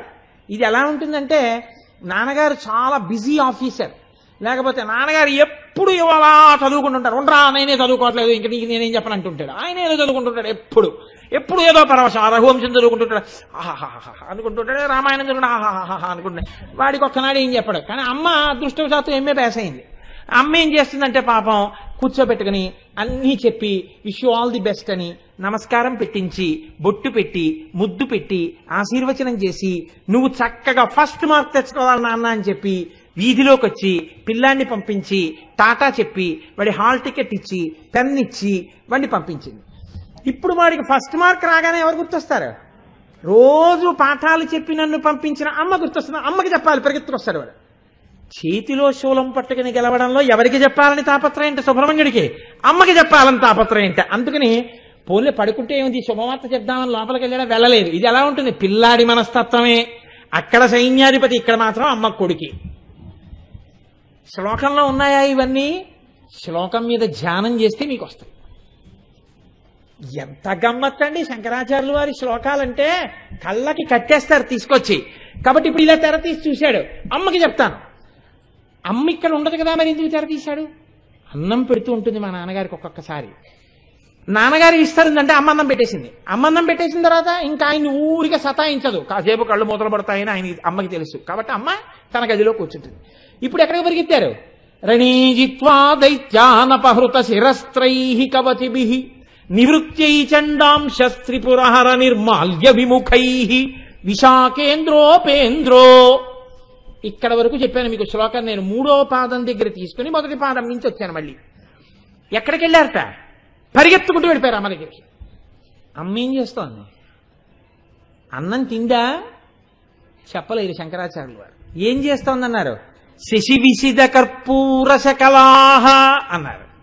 తాంబూలం వేసుకుని తాంబూలం నవ్వులుతోంది. అంటే తినేసిందా, తినలేదా, తినేసింది. అమ్మ ఎలా తిందని మీరు అడగవలసిన అవసరం ఏమిటి, శివుడు తినేశాడని చెప్పాంగా. ఇప్పుడు ఆవిడ తినేసినట్టే లెక్క. అంటే మహాపతివ్రత. ఇప్పుడు ఆవిడ తినకపోవడం అన్నది ఉండదు. శంకరుడు తిన్న తర్వాత మిగిలినటువంటిది శివ నిర్మాల్యం, భర్తృశేషం. కాబట్టి ఆవిడ తినేస్తుంది. కాబట్టి ఆవిడ భోజనం అయిపోయింది. ఆవిడ గొప్ప సుమంగళి. నిత్యాయ త్రిగుణాత్మనే పురజితే కాత్యాయని శ్రేయసే సత్యాయాజ్య కుటుంబినే మునిమన ప్రత్యక్ష చిన్మూర్తయే అంటారు శంకరాచార్యులు వారి శివానందలహరిలో. ఆద్య కుటుంబినే, అమ్మలగన్నయమ్మ, ముగురమ్మల మూలపుటమ్మ, చాలా పెద్దమ్మ, అటువంటి తల్లి. కాబట్టి ఇప్పుడు ఆవిడ అన్నం తినేసి తాంబూలం వేసి కూర్చుంది. ముగ్గురు ఎవరు, ఎంత యుద్ధం గెలిచినా పిల్లలు. వాళ్ళు ఇంత పరిగెత్తుకుంటూ వచ్చేటప్పటికిట అమ్మ తాంబూలం వేసుకుంటే వీళ్ళు అసలు చెప్పడం మర్చిపోయేట. పరిగెత్తుకుంటూ వచ్చేసి ఇలా కూర్చుంది కదండి, ఆసనంలో కూర్చుని చక్కగా కాళ్ళు కింద పాదపీఠం మీద పెట్టుకుని తాంబూల చర్వణం చేస్తోంది. ఇటు ఇద్దరు వచ్చారు, ముందు నుంచి సుబ్రహ్మణ్యుడు వచ్చాడు, ఇటు పక్కకి ఉపేంద్రుడు వచ్చాడు, ఇటు ఇంద్రుడు వచ్చారు. వచ్చి ఇంద్రుడేమో ఇట్నుంచి తొడ మీద చేతులేసి ఇలా అమ్మ నోటి వంక చూశాట. సుబ్రహ్మణ్యుడు అమ్మ 2 మోకాళ్ళ మీద చేతులేసి ఇలా అమ్మ నోటి వంక చూస్తున్నట్ట. ఉపేంద్రుడు అట్నుంచి వచ్చి అటు తొడ మీద చేతులేసి ఇలా అమ్మ వంక చూస్తున్నట్ట. అమ్మ నోట్లో తాంబూల చర్వణం చేస్తుంటే అసలే ఎరుపు, నోరు ఎరుపు, నాలుక ఎరుపు. అందులో స్పష్టంగా కనపడుతున్నవి ఏం కనపడుతున్నాయి అమ్మ నోట్లో? శిశివిశిద కర్పూర శకలాహ. చంద్రుడు ఎలా ఉంటాడో అలా ఎర్రటి నాలుక మీద తెల్లటి కర్పూరపు తునకలు కనపడుతున్నాయిట. ఇప్పుడు వీళ్ళు ఇలా అమ్మ నోటి వంక చూసి ఇలా చూస్తున్నారట. ఏమన్నా చెప్పారా? అమ్మ తాంబూలం పెట్టమ్మా అన్నారా? ఏమనలేదు. ఇలా చూస్తున్నారు. ఇలా చూస్తే అమ్మ ఇలా చూసి ముగ్గురిని ఇలా చేతులతో పట్టుకుని సంతోషంతో ఏమిట్రా అంది. చెప్పారా శంకరాచార్య వారు? చెప్పారు. అమ్మ గెలిచేసామమ్మా, రాక్షస సైన్యాన్ని గెలిచేసామమ్మా అని ఇలా చూస్తున్నారు. ఇప్పుడు ఆవిడేం చేసింది? గెలిచేసామమ్మా అని చెప్పగానే శిశివిశిద కర్పూర శకలాహ విలీయంతే మాతస్తవ కబల తవ వదన తాంబూల కబలాహ. గెలిచేసామమ్మా అని చెప్పి ఇలా అమ్మ నోటి వంక చూస్తుంటే తాంబూలం వాసన వంక తాంబూలం వంక మీకు చెప్పక్కర్లేదు. ఇలా ఇలా ఇలా 3 పిడసలు నోట్లలో పెట్టేసి అయిపోయింది శ్లోకం. ఇప్పుడు వాళ్ళు ఏం పొందారు? దానివల్లే సుబ్రహ్మణ్యుడు ఇప్పటికీ నిత్యయవ్వనంలో ఉండి శంకరుడికి ప్రణవానికి అర్థం చెప్పగలిగినటువంటి మహాజ్ఞాని అయిపోయాడు. శ్రీ మహావిష్ణువు దానివల్లే వ్యాపకత్వాన్ని పొంది లోకమంతా నిండిపోయి శ్రీ మహావిష్ణువు అనిపించుకున్నారు. ఇంద్రుడికి రాజ్య భ్రష్టత్వం లేకుండా దేవలోకాధిపతి అయి సింహాసనం మీద కూర్చున్నాడు. ఇంకా ఇంతకన్నా ఎన్నో అనుభవించారు. అవి చెప్పడం మాత్రం నా చేత కాదని జగద్గురువులు ఆ శ్లోకానికి ఫలశ్రుతి చెప్పలేదు. అంటే తాంబూల ప్రసాదానికి గొప్పతనం ఎవరైనా చెప్పగలరా? ఎవ్వరూ చెప్పలేరని గుర్తు. ఆ తాంబూలము తనంత తాను ప్రసాదమే. చూస్తే పెట్టేసింది అమ్మవారు. అడిగారని శ్లోకంలో ఉందా? అమ్మ పెట్టిందని శ్లోకంలో ఉందా? చూస్తే పెట్టింది. నువ్వు కూడా కర్పూర వీటికామోద సమాకర్ష దిగంతరా 10 దిక్కుల్లోంచి ఎక్కడైనా సరే అమ్మ నోటిని అలా నువ్వు చూడగలిగితే నీకు కూడా భాగ్యం అబ్బుతుంది. దాని ఫలితం చెప్పడం చేత కాదు. ఇది ఆ నామం యొక్క గొప్పతనం. కాబట్టి చూడండి, ఇంత గొప్ప నోరు తాంబూల చర్వణం చేసే అమ్మవారి నోరంటే దాని దర్శనమే చాలండి. అసలు ఆ నామం వినడం చాలు. అసలు అమ్మవారి నోటి గురించి 4 మాటలు వినడం చాలా. తాంబూలం గురించి రక్షణ రక్షణ రక్షణ, అంత శక్తి అమ్మవారు వెంటనే కాపాడేస్తుంది. అంత గొప్ప నామం. శంకరాచార్యులు వారు అంటారు ఒక శ్లోకంలో, అమ్మా కదాకాలే మాత కదయ కలిత లక్తకరసం పిబేయం విద్యార్థి తవ చరణ నిర్ణేజన జలం ప్రకృత్యా మూకానామపి చ కవిత కారణతయా కథా దత్తే వాణి ముఖ కమలతాంబూల రసతాం అన్నారు. అమ్మా పిబేయం విద్యార్థి, నేను విద్యార్థినమ్మా అన్నారు శంకరాచార్యులు వారు. అయితే ఏమిటంటావు శంకరా, విద్యార్థివైతే? అమ్మా నాకు చాలా తెలుసుకోవాలనుందమ్మా, చాలా నేర్చుకోవాలనుందమ్మా. ఏమిటి నేర్చుకోవడం? విద్యార్థి విద్య తెలుసుకోవాలనుకుంటున్నాను. ఏది? వేదము చేత ప్రతిపాదింపబడిన పరబ్రహ్మతత్వం అనుభవంలోకి రావాలనుకుంటున్నాను. దీనికి జ్ఞానం ఎక్కడి నుంచి వస్తుంది? ఒక్కటే. ఏం చేయాలి? కదాకాలే మాత కథయ కలిత లక్తకరసం. అమ్మా నువ్వు పాదపీఠం మీద ఇలా నీ పాదముల జంట పెట్టి కూర్చుంటే నేను ఒక బంగారు పళ్ళెం పట్టుకుని వచ్చి నా అంత నేనా కాళ్ళు కడగలిగిన వాణ్ణి ఆశతో పళ్ళెం ఒళ్ళో పెట్టుకుని నీ పాదాల దగ్గరికి వచ్చి కూర్చుని ఇలా నీ వంక చూస్తే కడగడానికి ఎవరివ్వాలి అవకాశం? సరే కడుగు అనాలి.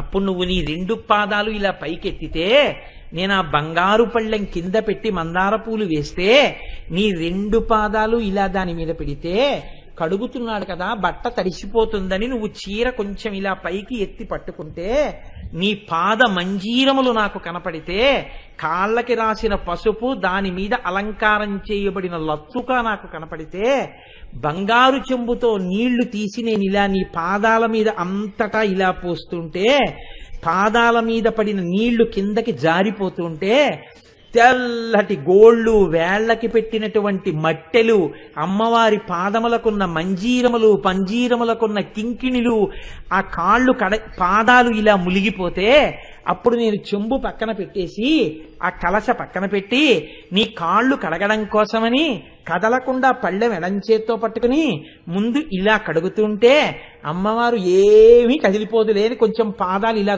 నొక్కి పెడితే ఆ అమ్మ నన్ను 2 చేతులతో కడగమంటోందనుకుని ఇలా కుడి చేత్తో ఇలా పాదమంతా చుట్టూ తిప్పి కడుగుతుంటే చల్లటి మెత్తటి పాదాలు చేతులకి తగిలితే ఇలా నేను కడగడంలో నా ఈ చేతులు ఆ నీళ్లలో తడిసిపోతే అప్పుడు నేను ఈ పాదం కూడా ఇలా కడిగితే పళ్ళెల్లో నీళ్లు ఇదంతా నాకు అంటుకుంటే నీ పాదములకు ఉన్న లత్తుక పళ్ళెంలో ఉన్న నీళ్లల్లో కరిగి నీళ్లన్నీ ఎర్రగా అయిపోతే అమ్మా నేను అప్పుడు ఉద్ధరిని తీసుకుని నీ పాదాల మధ్యలో లోతుగా ఉన్న చోట ఇలా ముంచి ఆ తీర్థం ఇలా చేత్తో పట్టుకుని కుడి చేతిలో పోసుకుని నేను ఇలా నోటిలోకి 3 మార్లు పుచ్చుకుంటే ఏనాడు నీ పాదతీర్థం అలా పుచ్చుకుంటానో ఆనాడమ్మా నేను సరస్వతీదేవి తాంబూల చర్వణం చెయ్యగా వచ్చినటువంటి ఎర్రని ఆ ద్రవాన్ని మింగిన వాడితో సమానమమ్మా.